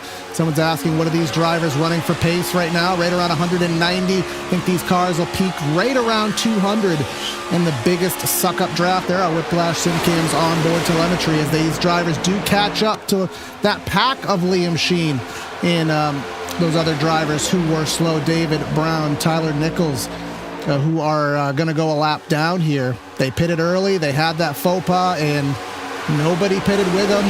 They're 2 seconds off the pace. That is a strategy call that'll cost you the Area 500. And it's heartbreaking when it doesn't. Look at the block trying to go there from the 98. I mean, he didn't want to let anything through, and now the car is wobbly. It's weebly. He's trying to hold on to it. He does, but for a second there, I thought he was going to cause the big one. And you know what else this does, Brad? This also puts Dylan Alt in a position where he needs to race for the free pass. Liam Sheen, now the free pass recipient right now. If a caution comes out and he's not involved in it, Dylan Alt all the way back there, nearly losing the draft. So this creates that situation as we have a big peel off here in the pits. Large group of cars going into the pits now, going through. That is going to be Jacob Bell, David Weishart, Brad Slaughter. Jacob Bell with a black flag, too fast on entry. Oh, no. That is going to hurt. Bryce Senesac into the pits here, and we'll see who can come in. You can see tires going on. Josh Caudell there, left side tires, maybe left sides only, I imagine. But they will appear. David Weishart, Brad Slaughter, Connor Horn, Garrett Grant. These drivers seemingly doing a good job, Brad, of staying together in a lane. And that'll allow them to draft back together and keep some momentum. And here comes the rest of them. Here comes Sebastian Marin. Here comes Kwame Scott. Travis Brown for 3. Travis Beckner for 3. Full send it on in there. And oh no, around is Kwame. Oh, no. That is heartbreaking coming through. Very big run there from all of the LVV racing drivers as they tried to make their way through. Both them and their open drivers with affiliations in truck or pro. And that is what happened to Scott. It's the pressure of getting into the pits there and going through. I was going to say for Slaughter, Sim, and Swan, it was a great execution of pit stop. For LVV, we'll see Nerney how this black plays flag out for their drivers. Zach Nerney with the black flag as well. So again, Dylan Alt meatball flag. Money pit stop has proven to be too much.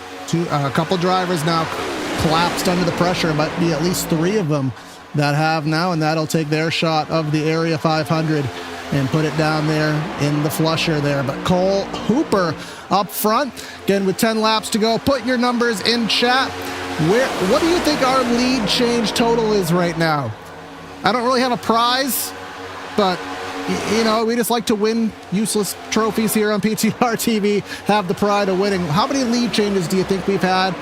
We'll put it at lap number 10, and we'll get the final tally at the end of the race. We'll see how that shuffles up. I'm keeping my eye on Jake Nichols. I think he is one of the most experienced, and I think he is going to be one to make a charge. And is that Logan Helton coming in by his lonesome there? That is a decision.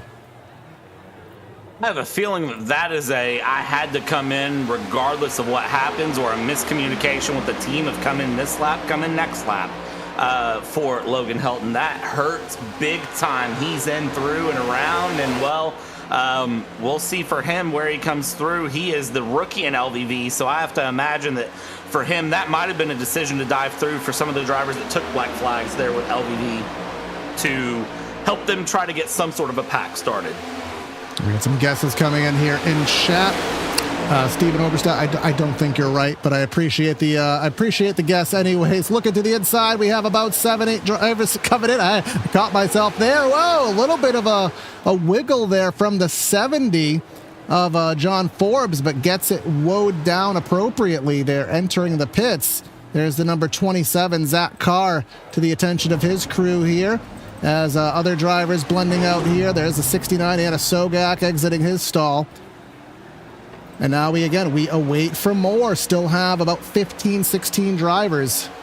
And with each lap that goes by, Brad, less fuel they need to take. But I go back to my other point. Are these drivers fueling for the green-white checker, or are they fueling for the scheduled distance? I have a feeling that they are really gambling on scheduled distance. More cars in. This is the Boyd Motorsports cars. Watch out! No, 88. Causey around, 99 around. Absolute calamity on pit road with 11 laps to go. I think that's the 17 with a right front that is no longer right fronting Cole Hooper. I think, unfortunately, his day is done. No, that is Adam Cabot with a meatball, one of your front row starters. Causey lost it on his own. Cole Hooper lost it on his own. Yeah, Cabot nowhere to go. Just got absolutely sandwiched. Yeah, you could see that 17, that right front, as we say on PTRTV, that right front is not right fronting for you Adam Cabot fans. So that was self-induced. You know, the brakes on these cars, they're ice cold. Some drivers will have a little bit too much rear brake put into it. Here comes Curhan, Douglas Newbigging. I think we haven't said that name once. And who is that third car? Gavin Rogers. They need to nail it. There's only 3 of them. And I think Frankie Barroso remained on the track by himself. No, he does have the 84 helping him out.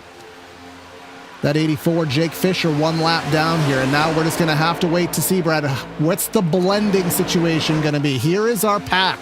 Here is what we have. 5th on back. It looks like we have, I'd say, about 20 or so in this pack. That is still a massive amount of drivers to finish this thing through.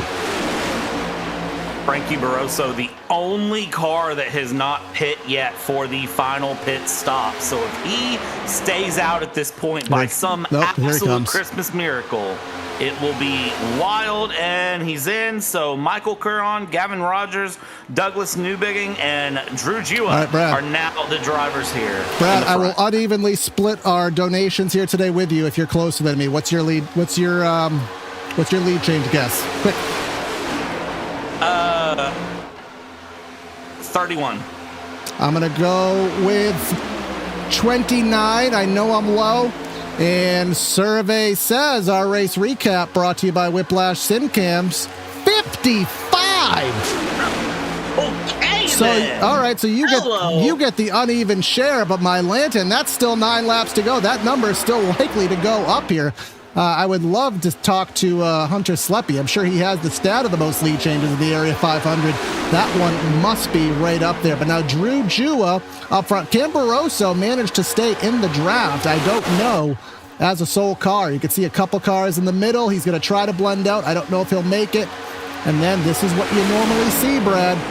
You have a little mini pack here, drivers who didn't make it. Then you have another mini pack here, drivers that didn't make it. This is what you normally see. But we have, what is it, 20 drivers even here in the lead draft.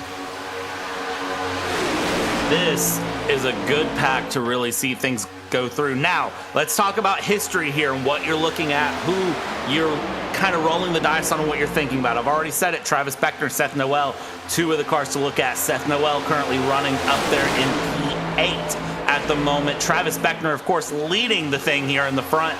These are the two-time winners. They know what it takes to be three-time, and I know what it takes to look up and see 4 wide for a millisecond, and it make me lose my entire train of thought as the battles continue through.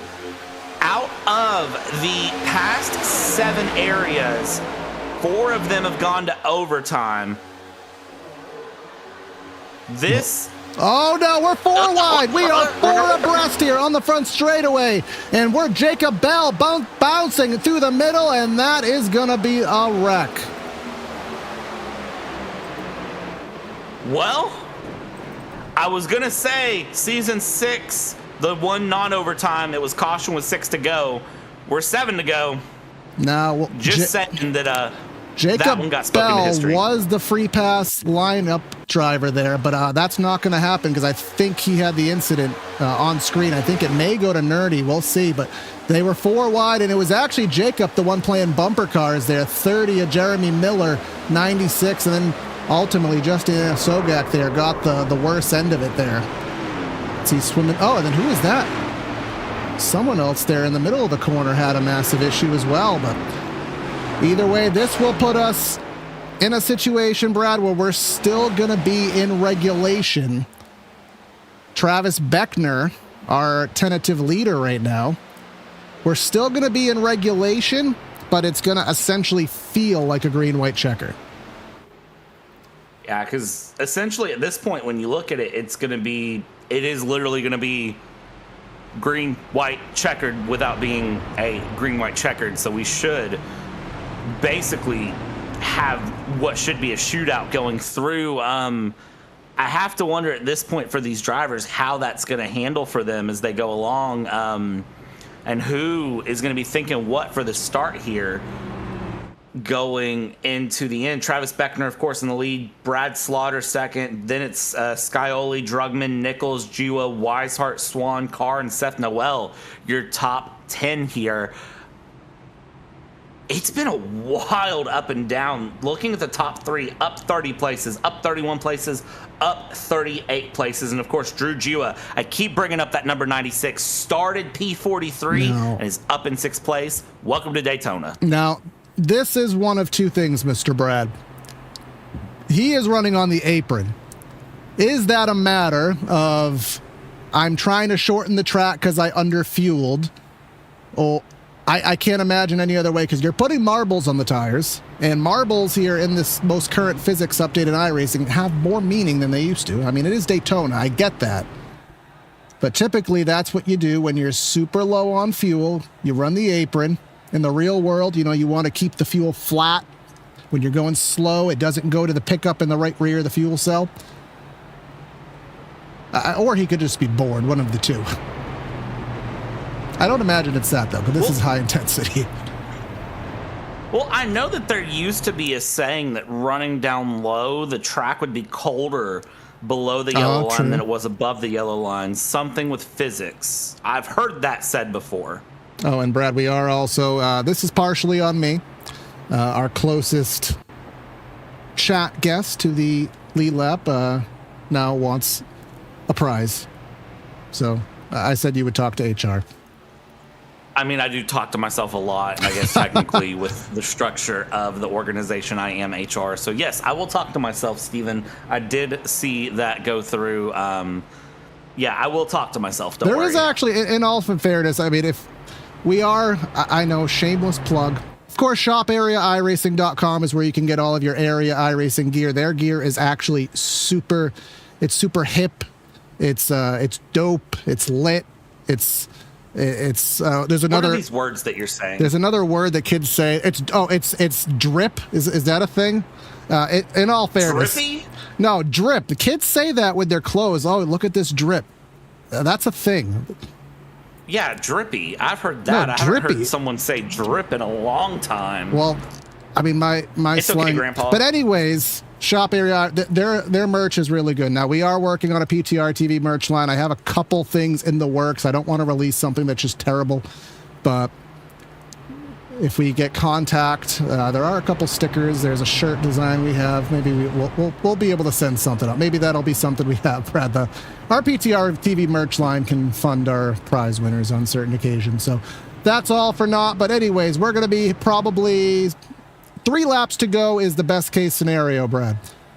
So that is a green, white checker +1. But this, again, is regulation. As we always say, we have to hit the white, and it does not matter who's upside down, backwards, or on their lid. If we hit the white, we will take the green for the checkered flag at full speed. And that is my favorite part about Daytona iRacing, is the fact that once we hit the white flag, it's just all gloves off. The teams mean nothing. The run means nothing. Who can be crowned the winner of the Area 500 here at virtual Daytona Beach, Florida? Who will survive 250 miles? And, well, sometimes, Corey, you know this as well as I do, sometimes you don't actually survive the 250 miles. You get wrecked at 249.9 and you just happen to cross the line sideways but forward fast enough to get through. Taking a look here at how this is going to go. A good stat to also look at here as I try to channel my inner Hunter Sleppy. A lot of times the winner leads less than 3 laps throughout the entire race. The only time that's not been true, Travis Beckner, Season 5. I have to say, who's up front right now? No, finish your sentence.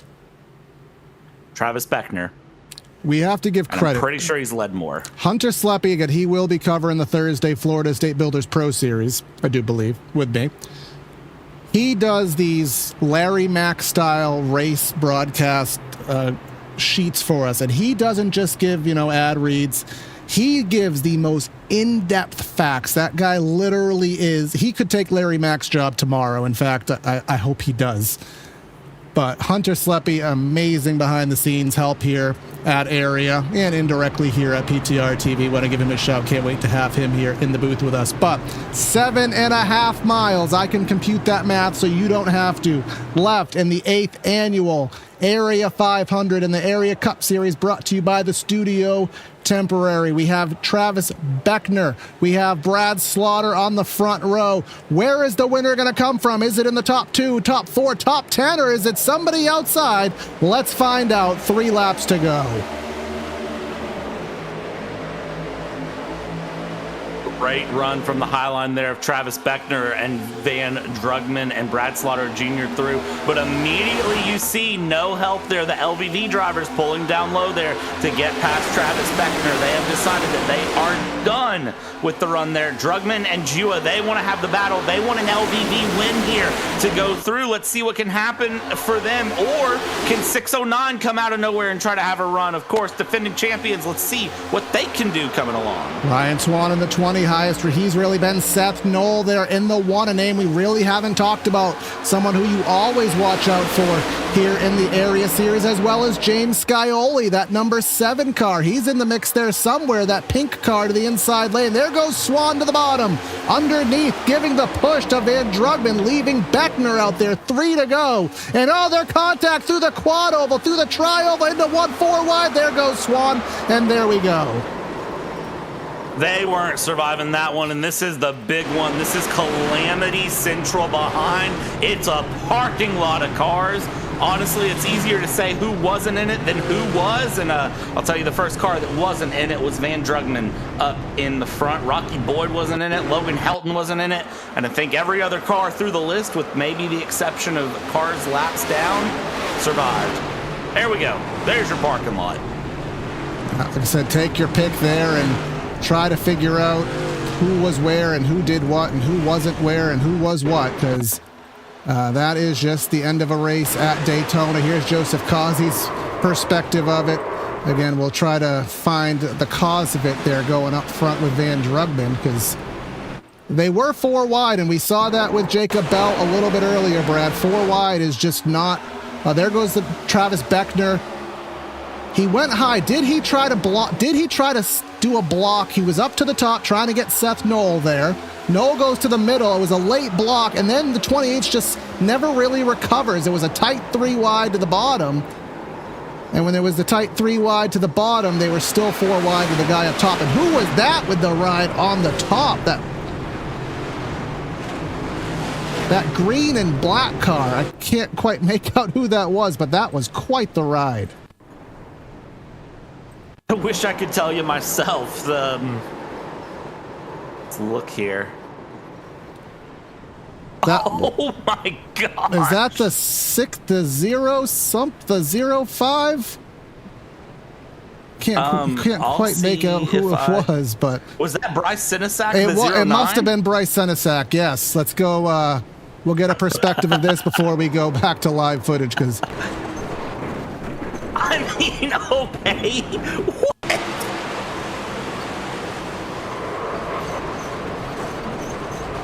I've never seen a car do that and keep driving. I mean, that's just going to go in. If that doesn't make a highlight reel, if that don't make a highlight reel, nothing will.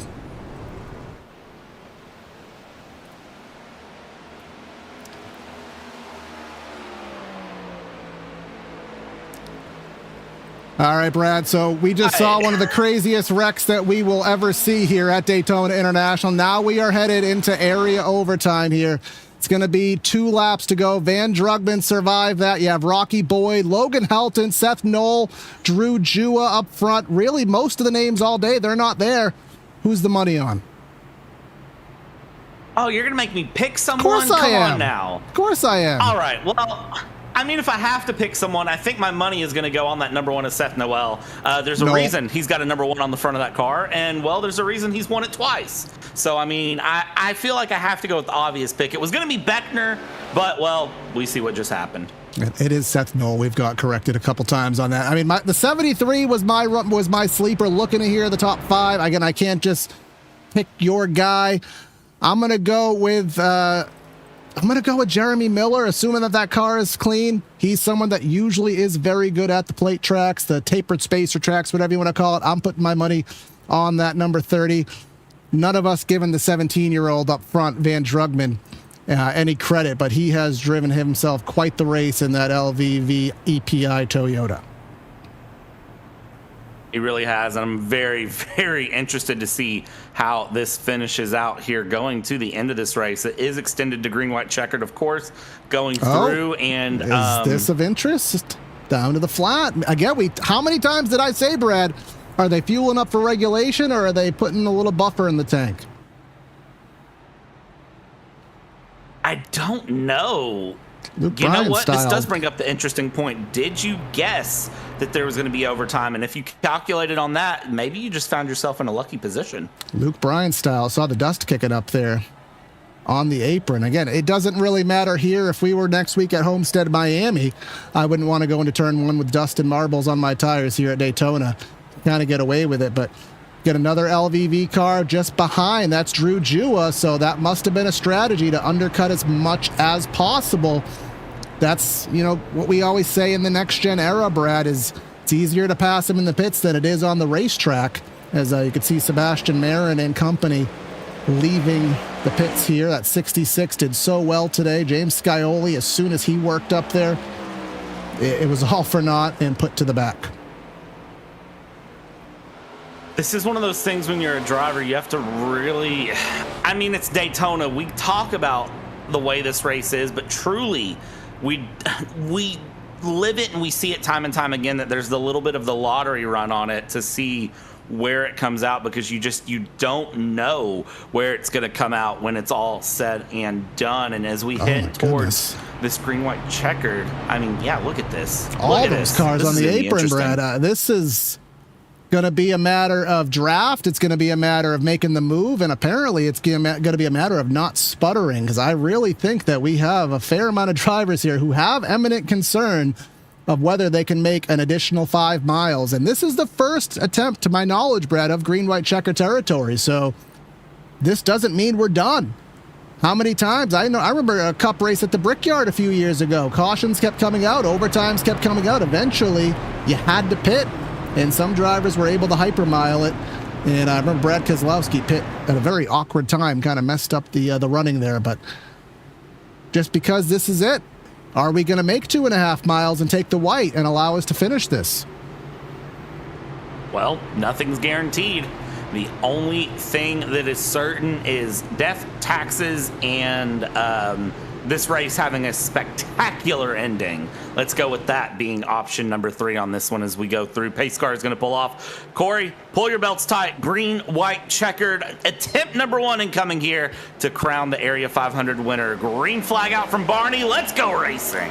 Van Drugman up front with the push. Actually, not a push at all. Has a little bit of a gap. Logan Helton behind him with the push from Drew Jua. There's really no immediate help, but here comes Noel, here comes the 16 of Rocky Boyd, here comes Jeremy Miller. That was my pick. Takes a little bit of time for that outside to get wound on up. Is it enough time is the question. They have a little over a mile to figure it out. Low to middle, middle to high. Let's see a lot of shuffling in the back of the pack. Coming into 3, though. Look at that line. Rocky Boyd, the Rock himself there with Boyd's Automotive, trying to run that middle line through with some help from Seth Noel, who's looking to go for 3-time here. Would be the only 3-time driver coming up to the line. Corey, white flag, 1 lap to go. Middle line looking good, but now the gloves are off. We will finish this one in. Coming into turn 1, hold it along here. The shop area iRacing white flag is out, and it's 2.5 miles to finish this one. Shop area iRacing.com white flag is out, and that outside lane is all single file for now, and this is just a timing situation.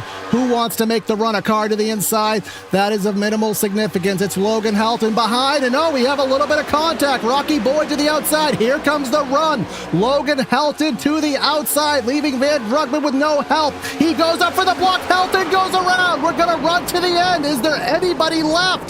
That is ultimate calamity. The seas open. The only car to survive is Van Drugman. He wins the 8th Area 500. And it is a parking lot behind. 43 cars on. I see at least a baker's dozen meatball flags. I see 1 car rolling backwards over the start-finish line. 42 cars involved in the final lap incident because it was just all rack 'em, stack 'em, rock 'em, sock 'em robots. But Van Drugman for LVV Racing claims the first win of the season. I'm going to quote a good friend here. Call of Duty lobbies have nothing on this. I mean, you just saw what happened there.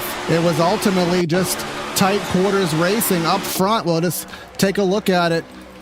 Rocky Boyd had the momentum, gave a shot to the 63. We go up to the top and just really just an uneven push and not really sure where it was going. A couple wild rides there, not to be much of a surprise there.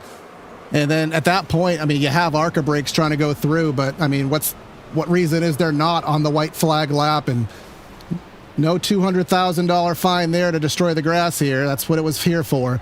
But ultimately, Van Drugman here, the 17-year-old for LVV Racing, he's going to get himself the 8th annual Area 500. Absolutely great bit of driving here. What was his lap tally, Brad? He led himself 14 laps, so that was not a fluke. He was up there. LVV Racing celebrate this one. That is a great run there for him to go through, and you see there just a little smooch to the front of the 63 there of Helton as they go through celebrating this. I cannot believe what we just saw, and I can't wait to see the highlight reel of this one and see every angle of that final incident. Let's go down the results here, Corey, because oh my goodness. Absolutely. Van Drugman gets himself the 8th annual race.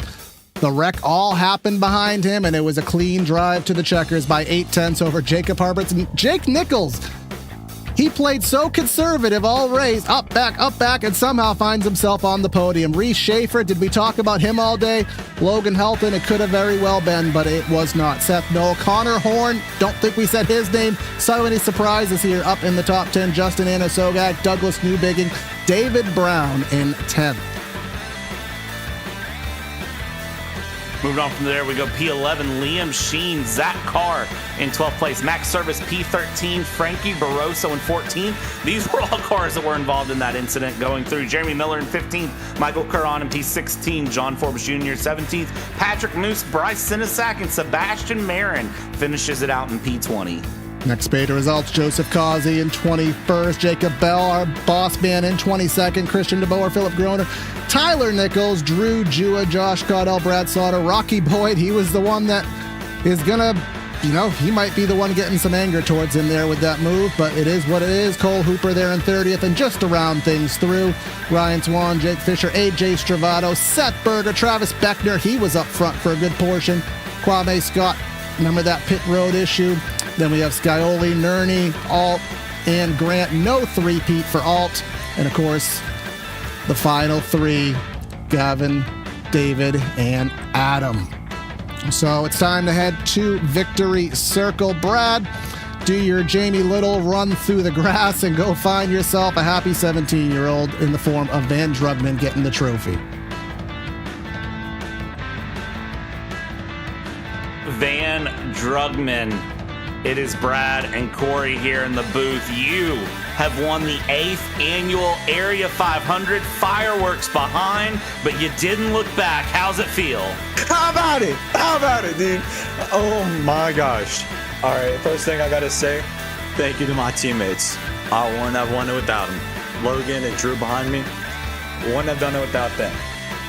That's a big shout out. But just now going personally. Your boy has never won a plate race in his 5-year history of iRacing. Not one time. And I was low-key heartbroken after the duel. And I'm like, okay, well, let's go to the Area 500 and try to get a good run. We won the race. How about it? I have to ask you, Van Drugman, looking at the race as a whole, when you saw that green-white checkered come out going through that final caution hit, what was the mindset going in? I have this, not the same approach, but the approach to a green-white checkered at a plate race for me is always the same. You're in the spot to win it, just go make something happen. If it doesn't work, it doesn't work. I don't got a set approach. I just go with the flow with, what my gut tells me. And lucky for me, I didn't have to make any tough decisions. I had 3 teammates behind me, had good communication, just looked in my mirror, just kept it straight, and they wrecked behind me, and I was, dude, I cannot be any happier. I've won a couple big races before. Heck, I drive a race car for a living. Not for a living, sorry. I drive a race cars though, and this is the happiest I've ever felt. Ever. I gotta ask the final $1 million question here, Van Drugman. How are we celebrating this win? What are we doing on a Monday night to enjoy this one? Because this is huge for you. Well, I'm still in high school, so I got to get to bed and then wake up early tomorrow to go to school. But, man, I had a tennis actually, fun fact, I had a tennis match earlier today, and I told my tennis coach, dude, I'm going to have to leave early because these matches aren't finishing up. And she was like, okay, if you win, you got to, like, shout me out or something. Miss Morrison, I did it. That was for you. I'm sorry I didn't do my doubles match, but I made up for it. I think it can be forgiven. I know a lot of times some of our older people here on the channel, they shout out the wife, they shout out the kids, but I think shouting out your teacher has to be the best thing. Van Drugman, you are the Area 500 winner. Congratulations to you and LVV Racing. Thank you. One more shout out, Mr. Mayfield. He watches all my races. Well, shout out to him. But let's go. Thank y'all. Thank y'all so much. I was so excited to come into this season. I begged Timmy to let me get a ride here at LVV. He gave me a shot. Man, what a start. What a start. First start in the Cup Series, first win. How about it? Congratulations, man. I hope to see more of them. Thank you, man. Appreciate it. Let's send it down here to Corey Silva. He's got second place hanging out with him. Jacob Harberts. All right, Jacob, a hard-fought day, 24th to 2nd. Now, you weren't really on my radar off of turn number 4, but absolute calamity ensued, and that number 80 parks himself P2 on the podium there. What was your perspective on that green-white checker chaos? Shoot, I wasn't even on my own radar. we got lucky in that one. We were fighting unlucky situations the whole race, between getting spun around halfway right after the first pit stops, and I got caught up in the first wreck leading up to the green-white checkered and had almost 2 minutes of damage. So I went in the pits, got as much of it fixed as I could, and kind of just basically that's all I could hope for, was a wreck to try and gain some spots. I had no idea it would lead to a second place finish, but it just, everything lined up perfect on that last restart for me to get clear and get to second. So we will take that. We will take lucky for sure. I mean, you got to be lucky and good, and whatever it is, sometimes you just take the luck as it comes. But it's just kind of talk about, obviously we had that green flag stop, and everyone kind of took different strategies, different amounts of fuel, and a lot of drivers running the apron there on those last few cautions. How tight was the fuel? Did you give yourself some buffer for green-white checker territory, or were you kind of watching that gauge? I did give myself a buffer. I originally was planning on not giving myself a buffer, but with the damage. Also, the second green flag pit stop, I forgot to mention, there was a wreck on pit road, and I got involved in that and had 45 seconds or so of damage. So at that point, I had no reason to take any risks on fuel. So we were hoping for cautions and wrecks. That way I could get all my damage fixed and, have a shot at gaining some spots. And, like I said, everything just lucked out basically perfect for me. Absolutely. C's part, that 80 gets himself a good run here to start the Area Cup Series schedule. Any final words before we let you go celebrate? Yep, I'd like to thank all the league admins for putting on the show, Rocky Boyd for letting me join Boyd Motorsports this season, and thanks to you guys for broadcasting. Absolutely. Looks like we'll see you in the Truck Series for 609. Yes, sir. And now, last but not least, Mr. Jake Nichols rounding out our podium with Brad. Jake Nichols, sir, you finished P3 here when it was all said and done. Started back in 23rd. How's it feel? Pretty good. That's our best finish in the Area 500. After last season, it feels amazing. You guys, I'm sure, saw, because Tuesday and Thursday was part of last season here, and when I was running all 3 series, and I wrecked in every race, I'm pretty sure, that week. And I think trucks, I wrecked out early, and Thursday we got destroyed early, and to come back the next season here and start out with a podium for the week's pretty good. Sim Speed Shop being on board, a new partner for Solar Flare Racing. We're really a returning partner from years ago, but they're a proud partner of our team, same with JWR Race Cars. And I didn't really do that much tonight. I kind of wanted to test the waters at one point. We led a lap or two, and then we went and relaxed, and then it got kind of crazy, and we had some bad luck up and down, but thankfully we got some good ones in the end and got a P3. Great to see through. I gotta ask you, in the run, what was the strategy coming in for you and your team here today? What was the talk coming in for the 500? I don't know. I don't think we really had much of a strategy. We didn't really think pitting early was going to be too great, depending on the situation, of course, if people were like saving fuel or something. So I think we were just kind of seeing how the race was going to play out. It didn't really, I don't know, it kind of didn't work out for Tyler. I know every time the pit strategy started, he kind of got, hosed a little bit, you should say, where he would lose the draft because everyone around him pitted. But other than that, we kind of just raced and saw where it was heading. And I worked with James, I think, the most out of our group, and we worked pretty well together. And outside of that, I don't think we really had much strategy, just really survive. We were coming to the white flag, and I was just saying, you got to make it to the finish to even have a chance to win. And I think really only 2 or 3 of us made it without crashing or hitting something out of turn 4. But either way, it was a great night. Wish all of our guys could have got great finishes, but it'll be a great team points night, which we really care about. Absolutely, man. And before we let you go celebrate third place here with the team, anyone you want to thank, anyone you want to shout out, the floor is yours.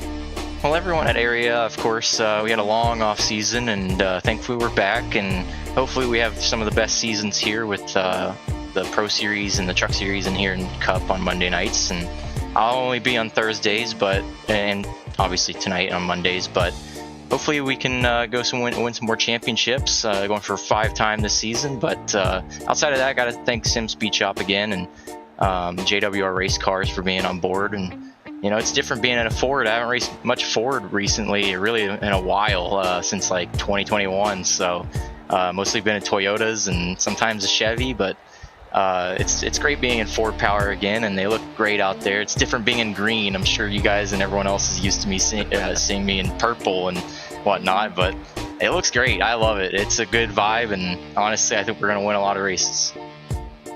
Absolutely, man. Jake, congratulations on the 3rd place. We'll catch up with you later. Thank you. All right, Brad, well, that'll wrap things up here. A crazy finish to the end. It was a really clean race, a lot of green flag stops, a lot of good strategies, a lot of good comers and goers.